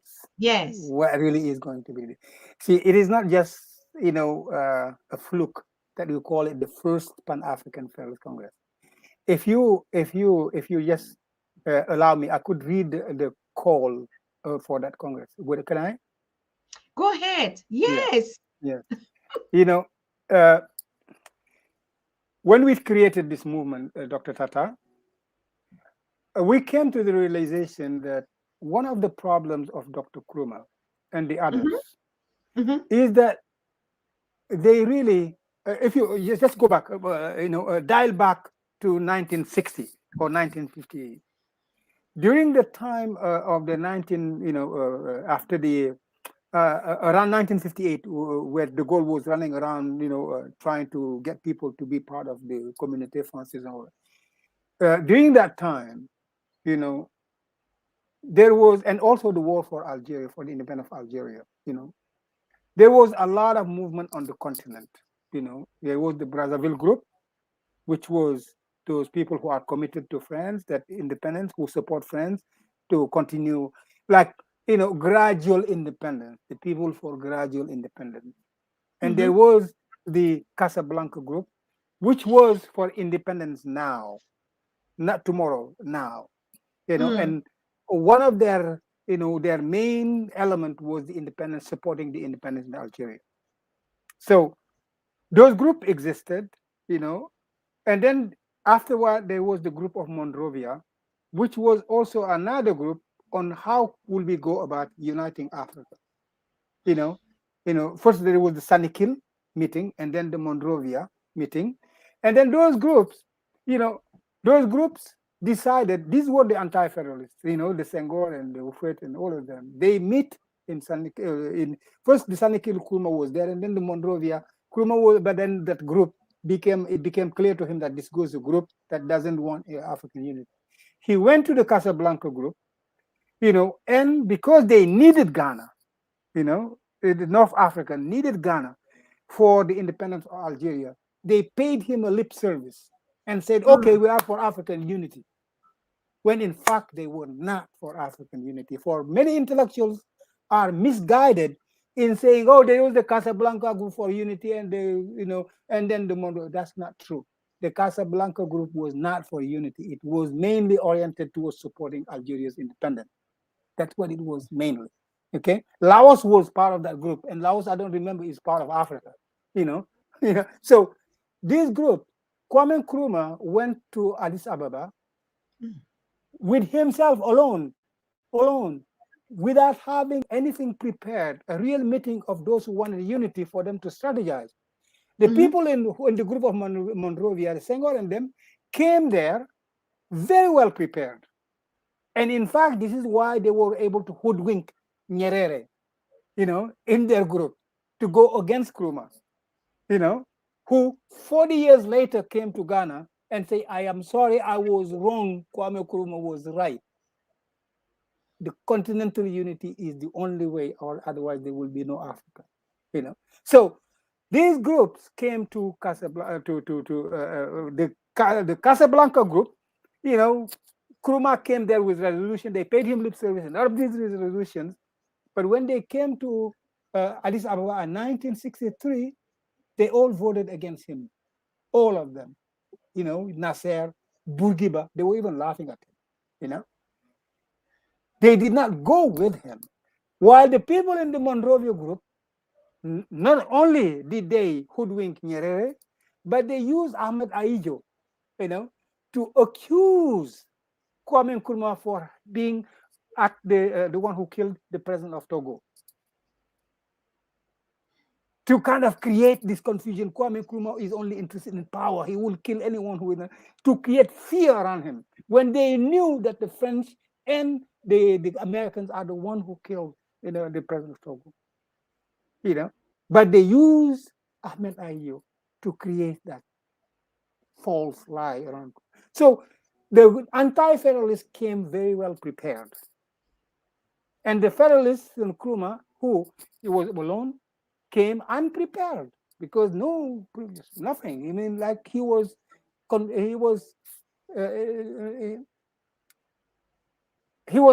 I would say, I don't want to say lied to, but he was not, So what we have realized is that the federalists, people who are really committed to African unity, must meet. We must all meet and see and find a strategy to go forward, not as individuals, but representative of the federalists in our own country. Because it's not individuals who become member of the United African States, it's countries that become member of the United States, African States. So in order to be part of that Congress, you have to be part of a national delegation. On all the previous congresses you have, I was in Kampala in 1994. We all come, whoever want to come comes, So that's a talk box. Of course, Mm. you know, this is not going to be like that. It's going to be national delegation with a mandate coming from their country with a clear mandate on what they want to do for their country to become a member of the United African States. It's going to be that pragmatic, completely focused. So that's what is going to be the major difference. So it is going to be a Congress. See, when we created this movement in Dakar, we did not just get up and say, okay, we know how to do it, let's do it, let's have a plan. No, we said, you know what, we have to be humble enough to know that all we need to do is to create the condition for a gathering of the people who want African unity and Yes. let them decide which way they want to go, instead of being those intellectuals who go, oh, this is the blueprint, the blueprint, arrogant enough to know by yourself that is the blueprint in an office. No, we want the delegation of all these countries of people who want unity to come and sit together and have compromise on the strategy forward to meet. And we made it very simple by using a call, what we call the call for the first Pan-African Federalist Congress. And it has 7 questions. And the first one is, do you believe that the political unification of the African states is a matter of utmost urgency for Africans on the continent and in the diaspora? The second question is, do you agree with Kwame Nkrumah when he stated that it is clear that we must find an African solution to our problem, and that this can only be found in African unity? Divided we are weak, united Africa could become one of the greatest forces for the good of the world, in the world. Do you think that Sheikh Anta Diop was right when he said, African unity, I feel, will come from the base and develop as an undercurrent to the present political sterility and economic stagnancy rampant in our continent? Are you sick and tired of watching Africans being helpless when faced with natural or man-made calamities? Do you believe that being an African ought to be an asset, not a liability?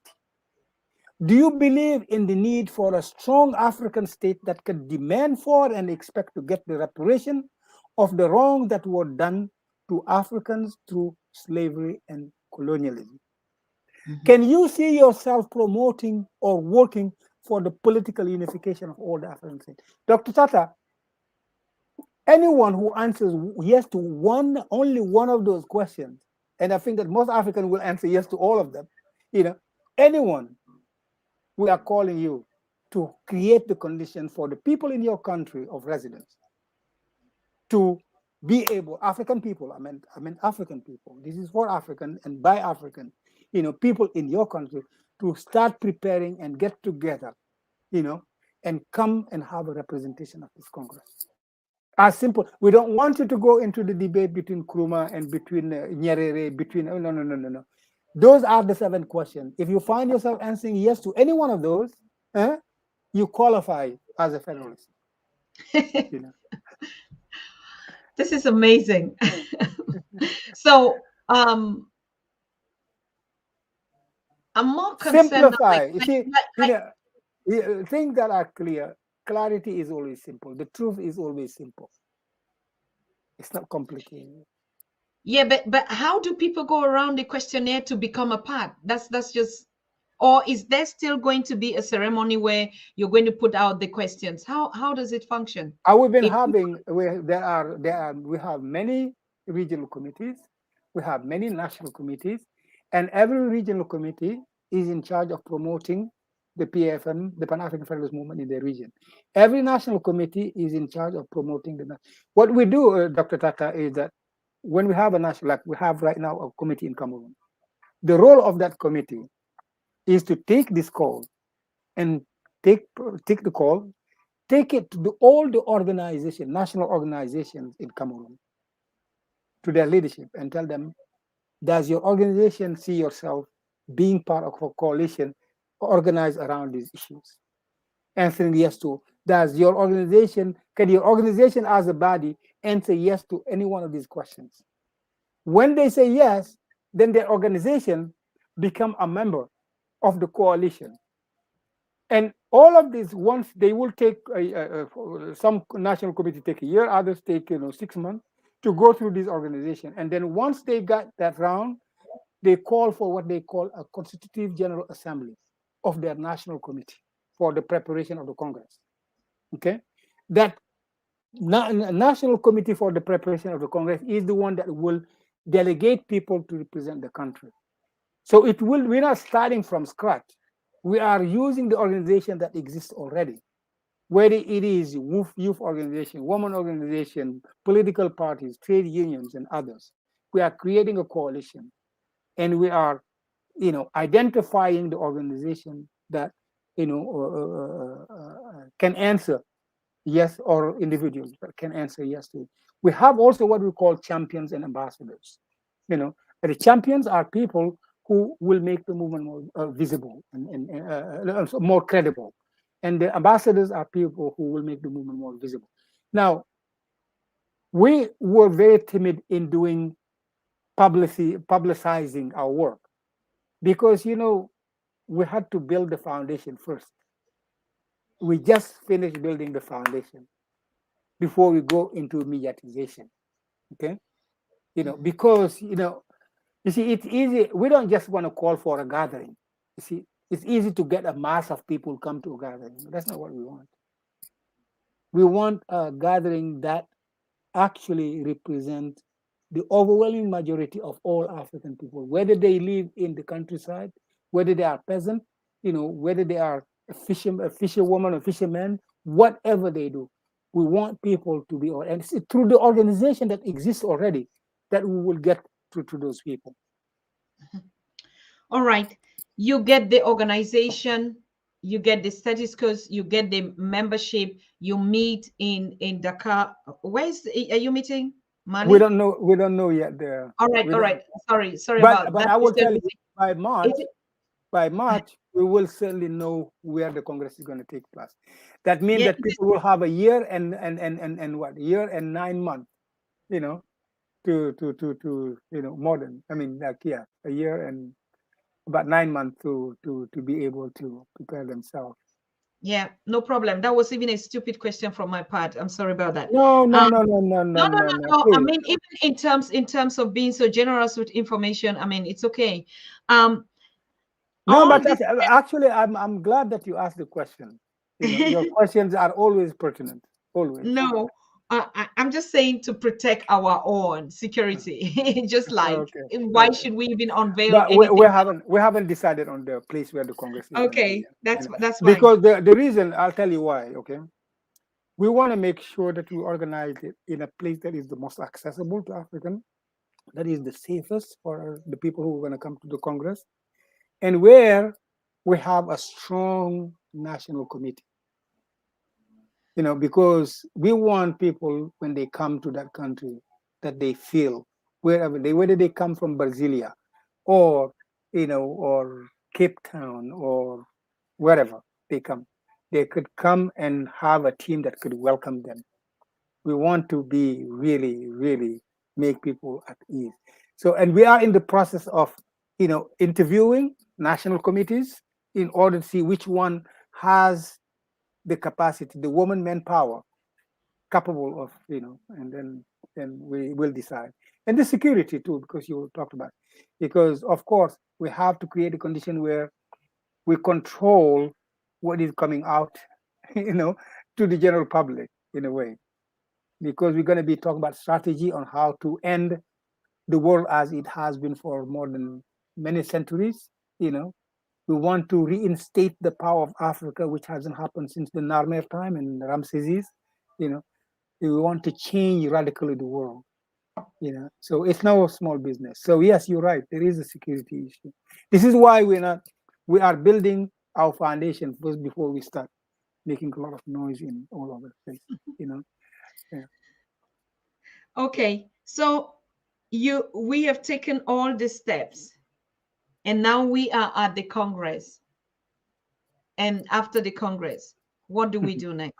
Excellent. The Congress will be defining. There are a few things that the Congress will be defining. First of all, the movement will create what we call a campaign machine, like a campaign. We will nominate a campaign director because the campaign, see, a democratic organization does not run a campaign. You know, a campaign is almost like a military organization, sort of kind of. We will choose a campaign director who will choose their communication directors and others, fundraisers, and all of that. You know, so the campaign machine will be separated from the movement itself. The movement will continue to be the base, the support, the source of resources for the campaign, but the campaign will be has its hand untied to really lead a campaign that is professionally organized. And in this campaign you will have certainly a worldwide campaign director, you have regional directors, and you will have national directors in order to create the condition, the buzz, the momentum, which will make the countries become part of the United African State, number one. Number two, the other thing that the Congress will take also, it will study what is the optimal number of states, the critical mass of state that we need to have in order to be able to declare the birth of a viable United African State. It will be a mismatch of mix of big state, small state, and all.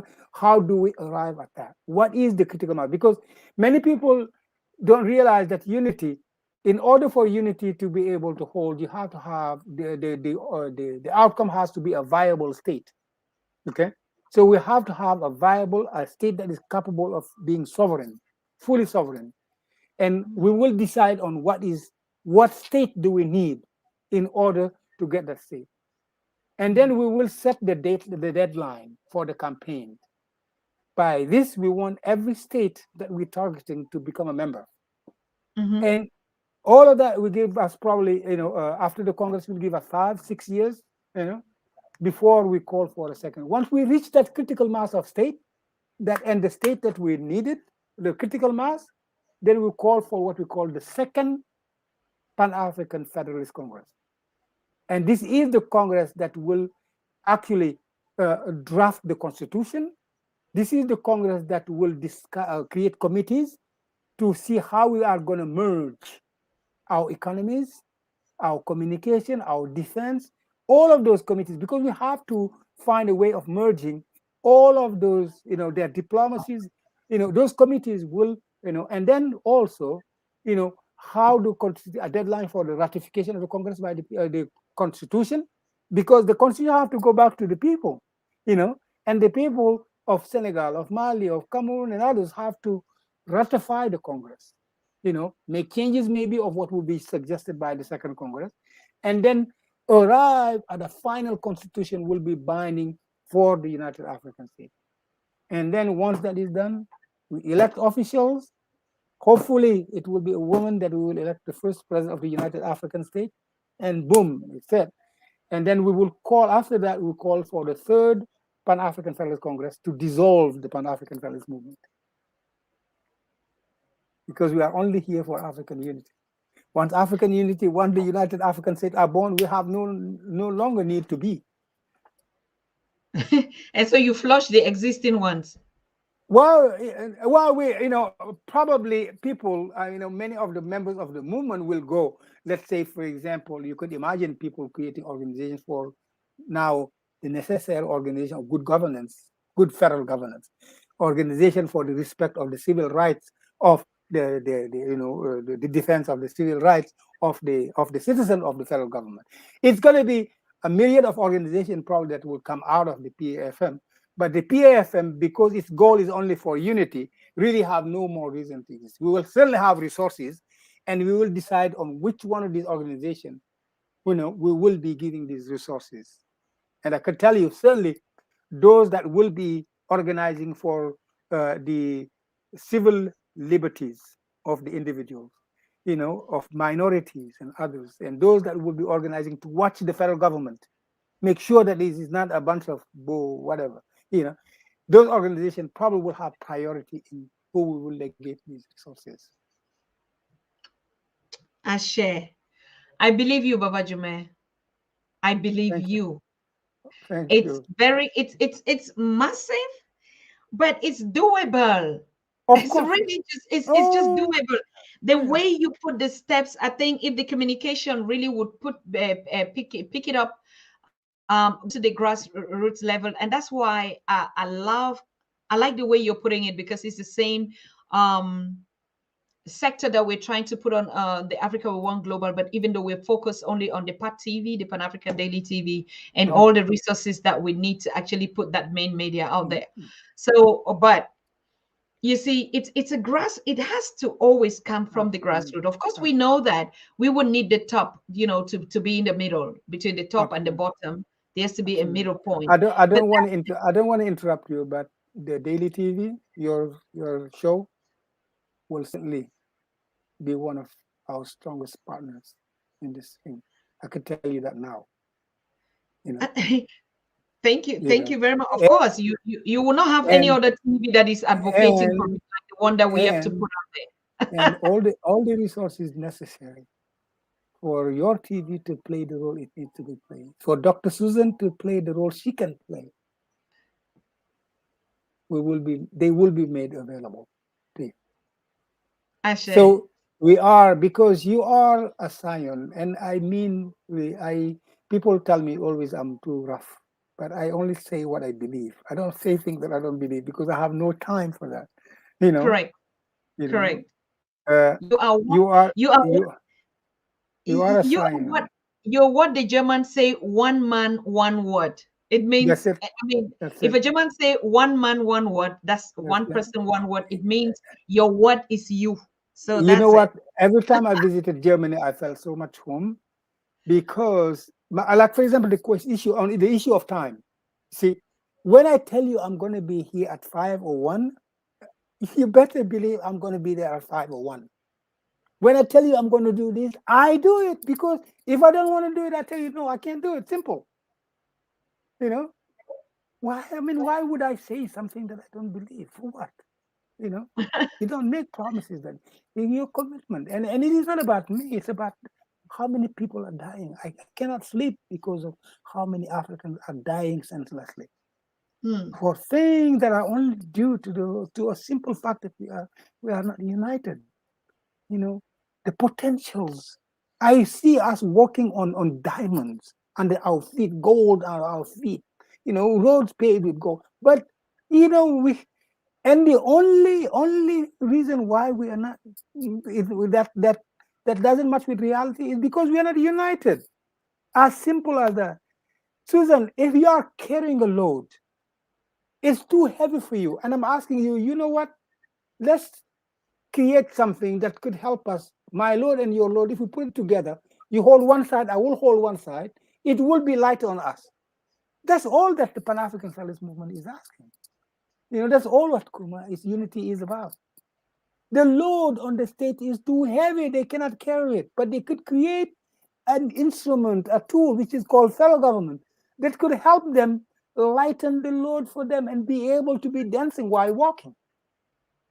You know, it's not like it's just as simple as that.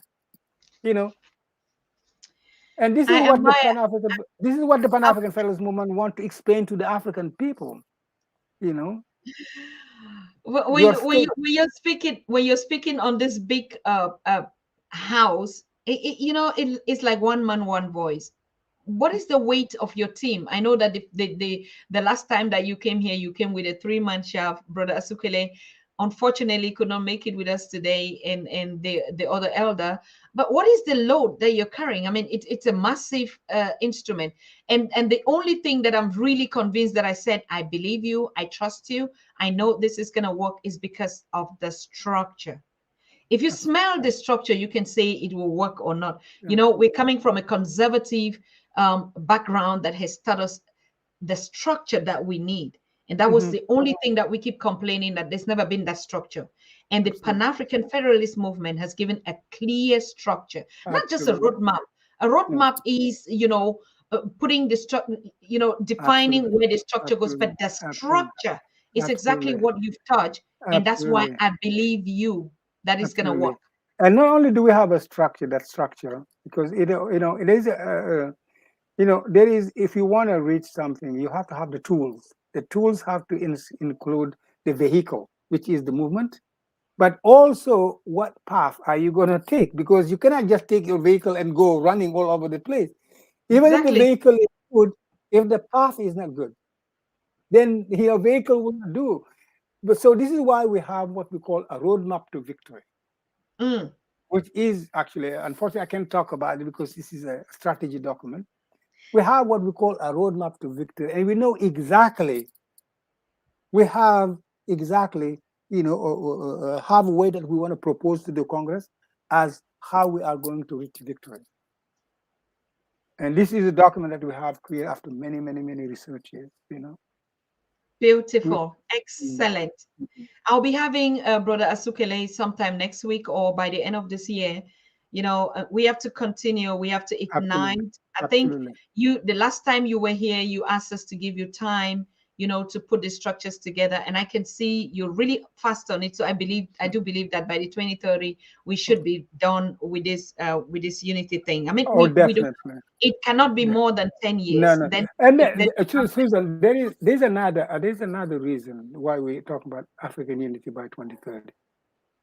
You know, the other reason, and this is what the PF, it is not a promise we're making people. It is a Mm, warning.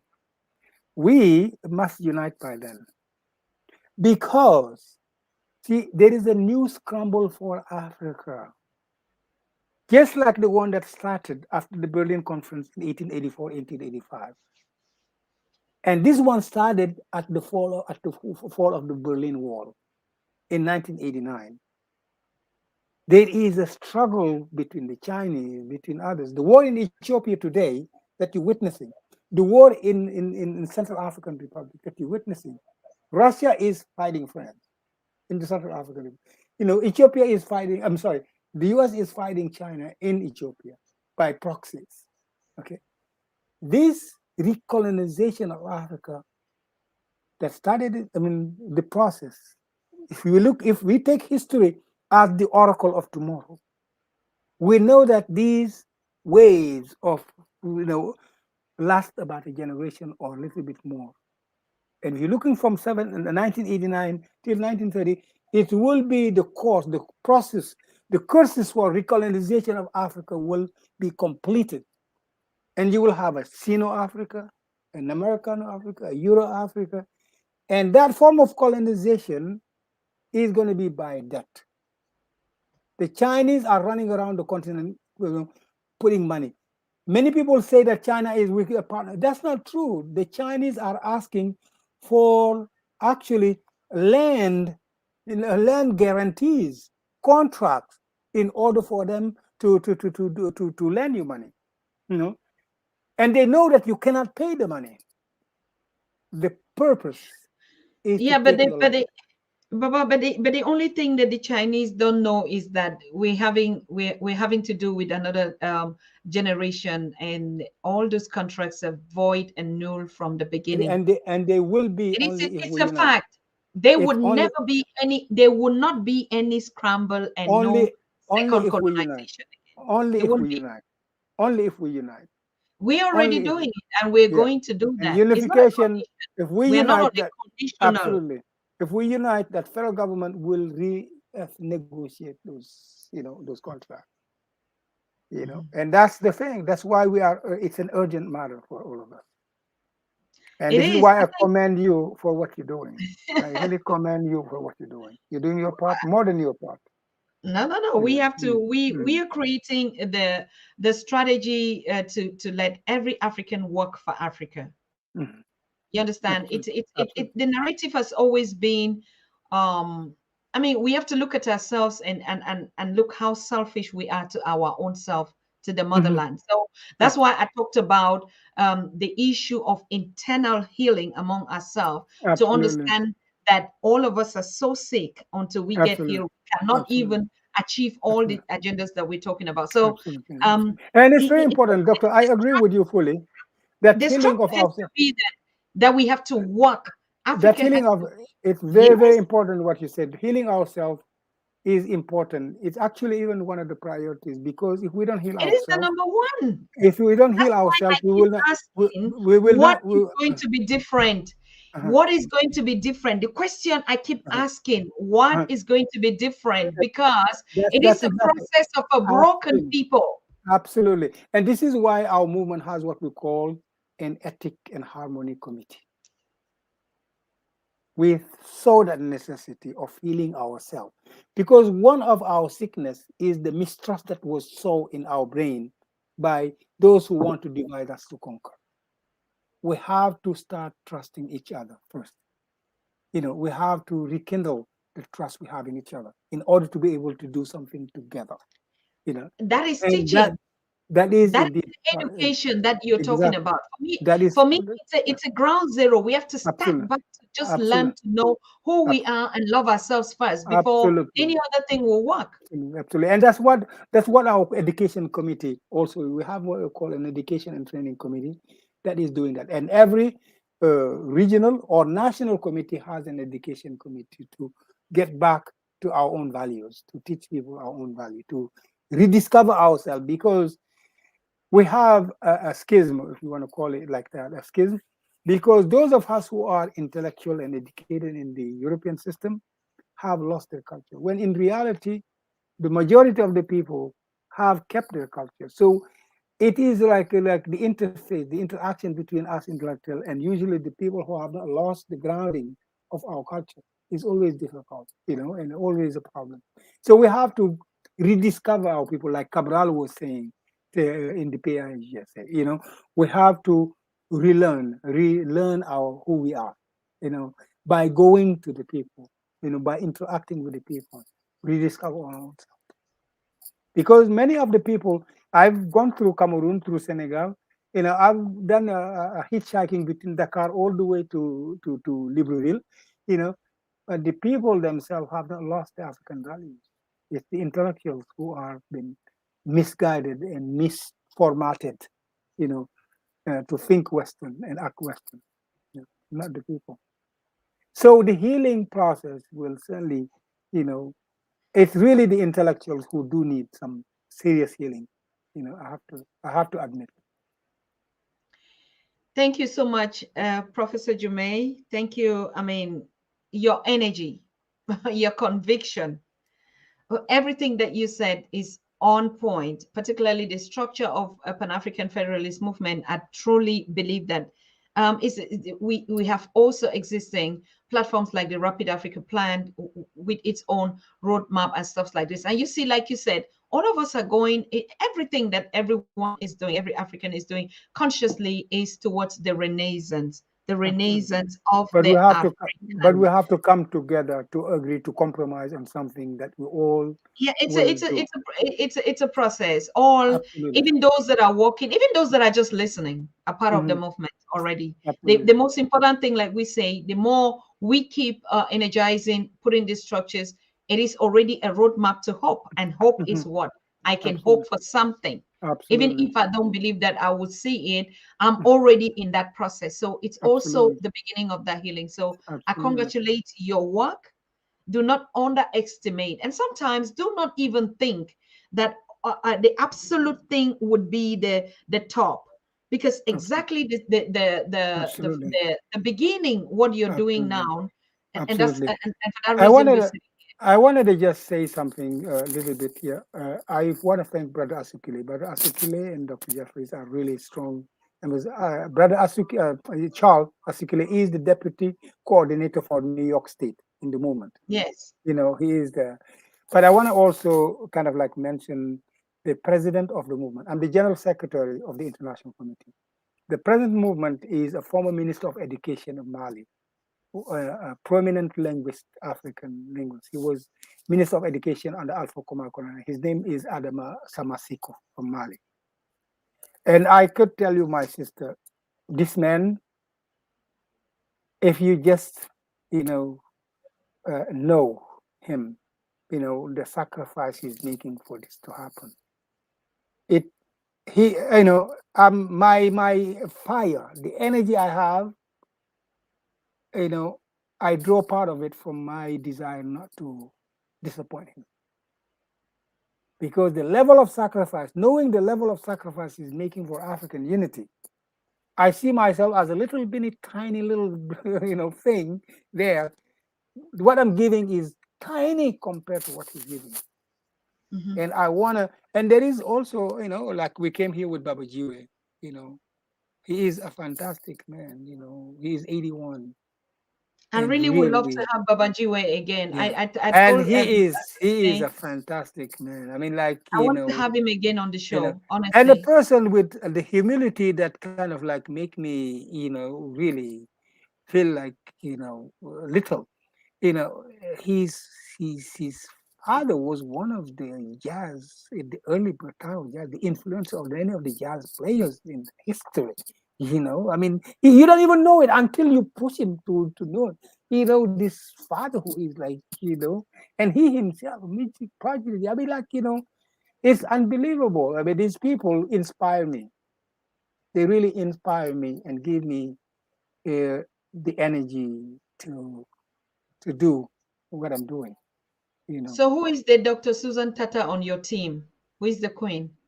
There is a sister from Yvonne Bia, B from Cameroon, actually, from Cameroon, who is the chairperson of the Women Mobilization Commission. You know, she is, uh, she, she is there. You know, but no What one about the else can young be. people? No one else could be Dr. Tata. You are Dr. Tata. What about the young people? The leader of the youth is called Dr. David Tete. He is from Ghana. He studied in Algeria, pharmacy, and he is a brilliant African, hardly committed. And we have, you know, in every region we have, youth mobilization commissions, and Hmm. countries youth mobilization commission. Uh, and the role of the youth, the youth and women mobilization commission, one of their main role is to recruit leaders to occupy leadership position in the structure of the movement, really, because we want to make sure that women and young people, what we call people who are deficient in power, their number does not reflect the power that they have. That's what we call deficient in power. That those numbers that we rectify that deficiency in power in the PAFM.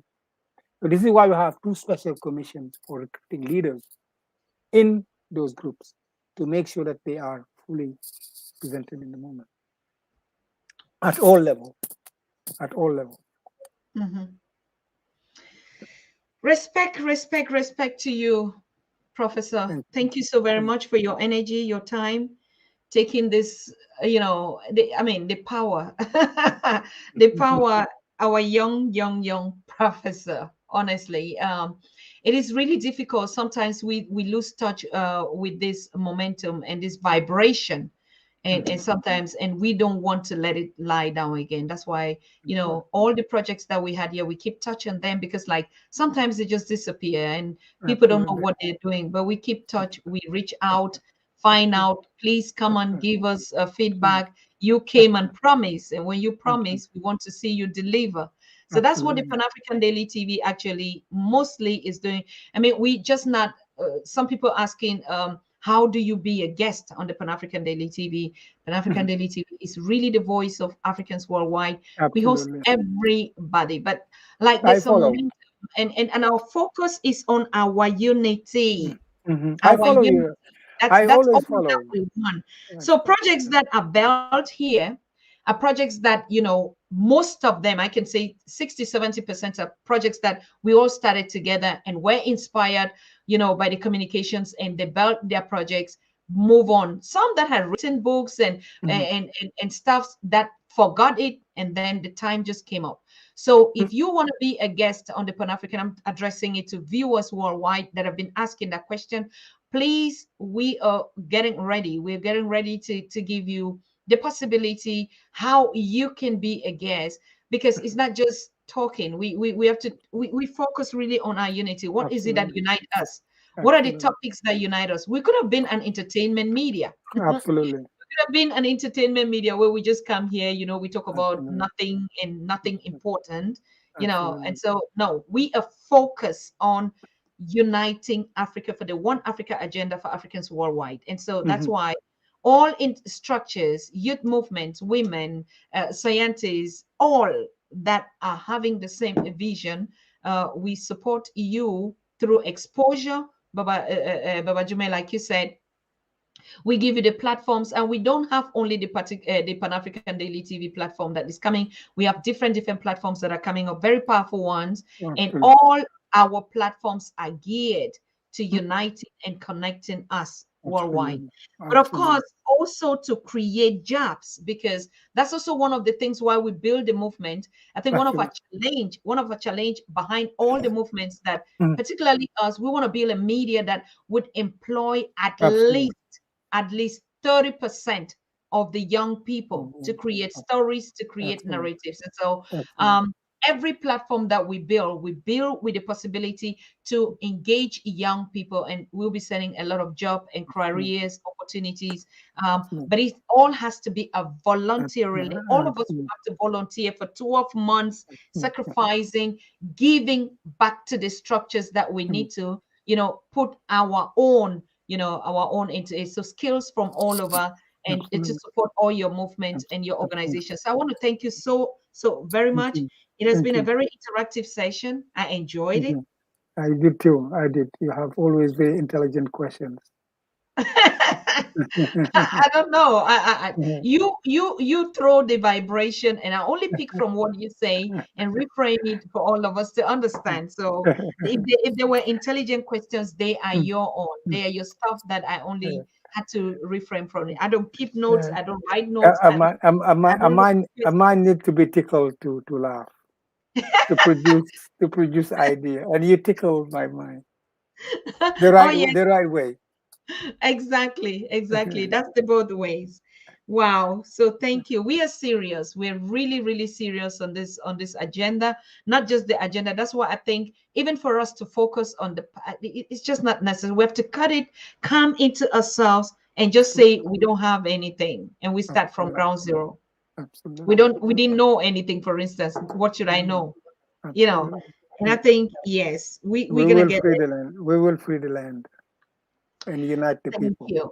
Yes. So, what is the last Restore. word you want to close this session with? Because we Well, well, I will, first of all, say that continue to be who you are. You are a very important piece, like me. I'm talking about a soldier in the army for the liberation of our people. Communication is fundamental. And I was just thinking as you were talking, the federal government of the United African States will need someone who knows how to communicate the right message to our people. And you certainly are one of those people that will need certainly to handle the communication of something like that. thank And you. I want to thank your listeners. Uh, there is nothing. Uh, Africa is on the move. African people are on the move, and nothing will stop us from regaining our full sovereignty and dignity. We are a people that is resilient. We are a people that is creative. We are a people that is determined. And there is no way for us to fail if we are really put our mind into something. And I think that Africans have seen today that the states that were legated to us are not working, and we need a new way of going forward. We need a revolution, not a violent revolution, a legal revolution. We need a totally legal and non-violent revolution to bring a systemic change. And Dr. Tata, I follow your TV, wonderful people. I see group of wonderful people coming on. And I really am grateful that you are part of the team for this African liberation. Thank you very much. And thank you very much to those of you who have listened. If you want to reach the Pan-African Federalist movement, you could always send us an email at mfpapafm@gmail.com. MFPA, uh, uh, And Let me just double check here. Let me just double check to make sure that I'm getting the right. Otherwise, people are going to scream at me. okay, because I'm trying Just to one. write it, share it in the, No, no, I'm yeah, sorry. It's a PAFM, which means Pan African Federalist Movement. yeah. MFPA, which is Mouvement Federalist Pan Africain, at M gmail.com. wait, PAFM. Yes, at gmail.com. Okay. PAFM MFPA at gmail.com. All right. At You can, gmail.com. I hope that mm, is. Yeah, yes, good. it is. Hmm. PAFM Hmm. MFPA at gmail.com. I just double checked to make sure I got the right Beautiful. one. Yeah. So, Thank you so yeah, much, Baba. I would keep in touch again with you because there's some key points that are noted, and I will have to follow up on that to see absolutely. Absolutely. where you need our support. But you know, at any time, if you knock at the door of the Pan-African, if there's something that is Mm, burning that you want us to know, if there's a absolutely. declaration, if there's some Absolutely. petitions, And petitions, like, in the Pan African Federalist movement, we have made it a point of not saying that we don't want the support of African people. We want people who are conscious of their duty. You are already conscious of what is your duty. but that is So, support. exactly. Well, we tend to give support to things that don't belong to us, but this is yours. It's ours. It's all of us. You know. So you are part of the PAFM. There is no one. I mean, people aren't doing any more than you do. You are liberating. You are a soldier. You are a soldier on the trenches, in the trenches with us, and Thank we you. certainly, you are a highly valued soldier in our trenches. You know, Mm. you're ready to do what are you doing, and Thank you so we're much, blessed. Baba. We're blessed to have you on our side. Thank you. Tomorrow, I've been called on the Nubian part of return by Queen Ningone, the second of Gabon, to Oh, yeah, to go get a crown of the Queen of Abakwabamenda wow, officially. So she's crowning me. But you know what? Yes, it always sounds wow until you know the responsibility, isn't it? wow. Well, Yeah, I know because but the thing what I'm looking at is the distinguish, what you have done, to deserve that distinction. You see, I don't look at the crown. I look at what you have done to deserve that distinction. You but see, it's even more. yeah. Well, Give it because they well know, because they know you could handle it. If in they knew, Mali, uh if they you knew you know cannot it, handle it, uh, uh, you know it in the cultural scene when they will give you a staff. What uh-huh. does that mean? Well, you know, it means that you have a duty. You have a duty. You have a responsibility. Exactly, You exactly. know, That's the but they don't give you a responsibility that they know you cannot handle. that's right. That's You right. see, No, that's why I'm saying it. What you have done, that is amazing for you to deserve that.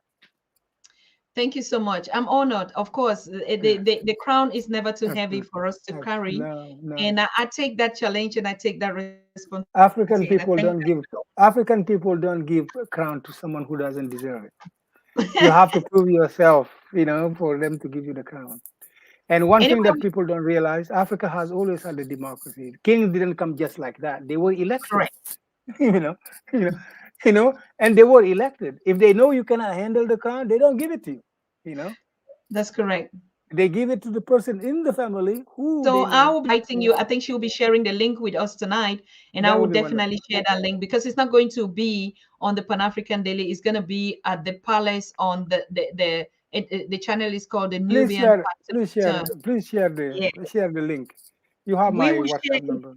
Yeah, because we have to go and Mm, honor her. We have to honor her absolutely, work. Also, we have absolutely. to be. She's a queen that is also coming up and trying and empowering all of us, taking all of us to put on our crown, our garments, and to Mm, roll in royalty. fantastic, You know, fantastic. already that is the education of the mind that you're saying. You Absolutely, can imagine, like absolutely, yesterday, she said something very, very pertinent. We have to let go of the guilt.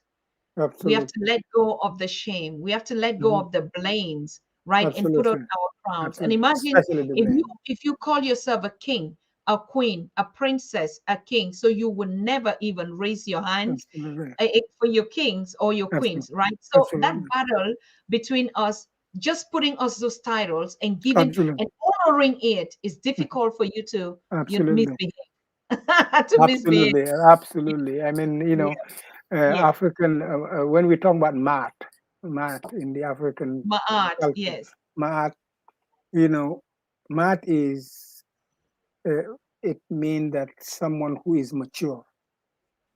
Math means really mature. That's what it really means because in my language, Serer, we use that word that we use that word for leader.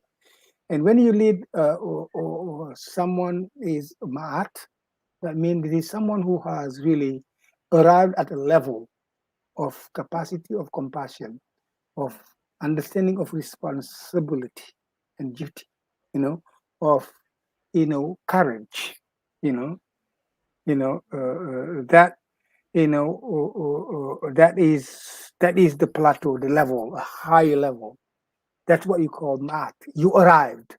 Math is Mm-hmm, really to arrive at your destination, a destination towards which human beings are striving, striving to be the best of a human, mm-hmm, because otherwise, we're born as animals, but we strive to become human, you know, mm-hmm, and that level of when you attain that level, it's not everyone who got to that level. Some of us stay between that level and being a beast. That's why you have all these behaviors of some people that you cannot understand sometimes, you know, because their bestial self is dominant in them. And you have these extremely wise people whom have arrived to that mark that you, oh, wow, gee, God, these people, I mean, you know, in our African culture, math, that's what it means. You to arrive at that level, you know, mm-hmm. and it's kings are, in it actually in our language we call math is power. We call it power, not power to submit people, but power to restrain yourself. Mm-hmm. You know, because that's the biggest problem for human beings. Learning to restrain yourself, is a big issue in order to be a leader. Because Thank you. Thank you. thank Thank you. you. Thank you, Prof. Prof, I just want to, I mean, share this with the people that have been watching, supporting, commenting. You have the whole family behind you saying that you are just wise. They appreciate your effort. They appreciate your concern. Thank So, I mean, all of your queens and the kings are here. Kalena Haufe, Janet Yemutai is here. We have also brothers. So African Lastborn is here. Lady Lee is here. Net Blend. you. Unani Sumbua. Unani Sumbua. I salute you, Cheryl, Penny. Wow. I mean, they're permanent members of the family that, Oh, would fantastic. go every mile to support every Absolutely. Pan African movement that is fighting for the unity and the unification of Absolutely. us all. And you have Ligola, she's also always here. And I mean, Johnny Boy, of course, always currently working at Bless, working and Um, working and blessed. I it's mean, it's wonderful. it's awesome. Africa Lastborn, Paul Brown, Great Blackness, they Mm, come, mm, all of us. Brooks Malvin, Marcia Marquez, it's always nice to just say, greet the family that is absolutely. standing behind all of us all Absolutely. the time. Without Absolutely. them, we can build a united Africa. And that's why, Absolutely. for me, Yeah, if there is something that I do every night, if I know that this family is expecting, and I think some of the times I don't really feel like I deserve the credit, because if they don't push you to work, you won't work. Imagine that you come, nobody pays attention, nobody's contributing, nobody's sharing, nobody's commenting. It's, you just know it's not there. But no, this family, the Pan African Daily TV family, and Africans that are conscious, they push me to work. They give me absolutely. sleepless night, tough times. Absolutely. I Because can, even when I because take a rest for 2 days, they they it, put their trust in you. They put their trust yes, in I you. mean, And it's but not that, only. but that is not out of the void. It's because of who you are. You see, I know it's. Ano is here. They are just paying you back Kofi what is you are giving. here. Kenzenze is here. No, but what I'm saying is that it's good. That's the kind of challenge. From the Absolutely. beginning, we say it. They have to wake up. They have to hold us accountable. They have to Absolutely. make sure that, Absolutely. we are on track. Imagine if I Absolutely. would come here and nobody is contributing, I also would give up. So that's the Absolutely. power that we need. And that's Absolutely. why I salute all of them all the time. They are Absolutely. the people that give us the reason to say Absolutely. we are together. It is Absolutely. either they are contributing the Mm-hmm. little that they can, the support, the mighty work that they're doing. But the most important is just being present in the house. Absolutely. The family Absolutely. meeting, they are there. Absolutely. On Absolutely. Facebook, they're watching us from all over and Absolutely. they're also commenting, they're giving you thumb ups. And most Mhm. people have thrown out and like, where were you? Where were you for all this? Why? So the warrior and I mean all the members of the family, Hazel, Eugene, all of them, Eugene or Eugene, so thanks, Shaka. I also see you. I see you. All of you, those on Facebook that you're watching and supporting Baba, continue to do that. Continue to support the Pan African Federalist movement and all conscious Africans. And those not only support them, but wake up. Those that are woken should wake up the sleeping ones. And we already Absolutely. gave you the strategy. It starts like it's a scenario where a child has been so asleep and you want to wake him up. There are some that will just wake up. There's some that Absolutely. take time, they go back to bed. You need to paddle them, you need to cuddle them, you need to sing to them, maybe. Mhm. But there's some Absolutely. like the African mothers that we are, we just come and give you a slap or throw cold water on you, you know, Absolutely. and you jump. And when you jump, people are scattered. You don't just know what is, because, we're not going to take it Absolutely. lightly this time. Even if we Definitely. weep, we're going to weep. Definitely. Definitely. So, yes. It was a real pleasure being here, Sid, Dr. Thank you, Tata. Obioma. Obioma Yeah. was also here. Ano, thank you so much, my brother. You join us. NATO packs you've given us. You've been contributing. Sherry, you contribute also, supporting our channel. Brooks Melvin, thank you. Thank you for all those that, support. I encourage you. And like Cheryl does, even just a $1. And that's one of the cheapest membership, not cheapest. We're starting the membership on the Africa One Global with one of any currency: $1, €1, one naira, one pesa, one everything, before we go to the other. So it's a thing that we need to build these structures. Like we say, you know, we have to support the Pan African Federalist movement. They need money to put unity. Absolutely. Everything we would have to, and we are Absolutely. saying we're not going to beg, we're not going to loan for China. No. We're even struggling to use our No. stones to call No. them money to support these Absolutely. things, right?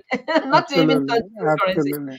So we are rich. We are super rich. If we just can give $1, and it's okay. So our Absolutely. brother Marvin, with his One Africa $1 project. Normally we were supposed to have him tomorrow, Wednesday, but because of Uh, we're going to the Palace of the Nubian, oh, yeah. but we would have to have him probably on Saturday or next week, because the whole of this Okay. week is booked. On Yeah. Thursday, for our audience, we're going to get Amos Onyango, who's going to give us the feedback about the young people on the continent. Oh, And Friday, we have a brother in the Caribbean that took his two sons and they toured the whole of Africa wow. and we want to share that experience with him. He was That's wonderful. everywhere, in the jungles, on the mountains, on the That's wonderful. pyramids, in the That's wonderful. canoes, everywhere. And he That's took his wonderful. two sons from the States and the Caribbean, and they went to the continent and went through the desert, the jungles, and everything. We Wow. were following him up on the Pan African Daily, and he will be with us on Friday with his two boys to share this incredible, amazing trip that they did. And we just hope to do that. I never have toured the continent. Absolutely. I Absolutely. can't wish to do that than any other person, right? So thank Absolutely. you so much, Baba. Thank you for all of you that were here. If I didn't mention your name, because the list is so long, even those that are watching on Facebook platforms and the others, just know that Tuku Pamoja means we are one. Absolutely. We are one, and we are connected. You know me and I know you. Okay. Absolutely. So thank you so much. Thank you so much. One last thing, we'll be sharing the link. As you know, Pan-African Daily, probably maybe we'll have to stream the connect the stream from Nubia, but why? Absolutely. Let's just go there, support the queen, her platform, subscribe to her. You understand? Yep. Let all of us be at the Queen's Palace tomorrow. I'll share the Absolutely. link. And yes, we have to empower one another. She's doing amazing work. We need to be on her platform too, right? Absolutely. So, Absolutely. yeah. Thank you. Thank you. Thank you so much. Good Thank you evening. much. Good night to all of us. Akwaba, tuko pamoja, madase, asante sana. Yeah. Bye. Okay. Bye. Karibuni. Bye Bye. bye. Bye. Good Bye. night. Bye. Bye. Good. You are watching the Pan African Daily TV with Dr. Susan Tata. The Africa we want: unity, consciousness, our culture, our spirituality, our history. One Africa for Africans worldwide. Motherlands calling its diaspora home. Join my voice. Join my team. Join my campaign. Campaign 21 hashtag 1 million subscribers on the Pan African Daily TV YouTube. Be a volunteer. Apply now. Be the new Africa.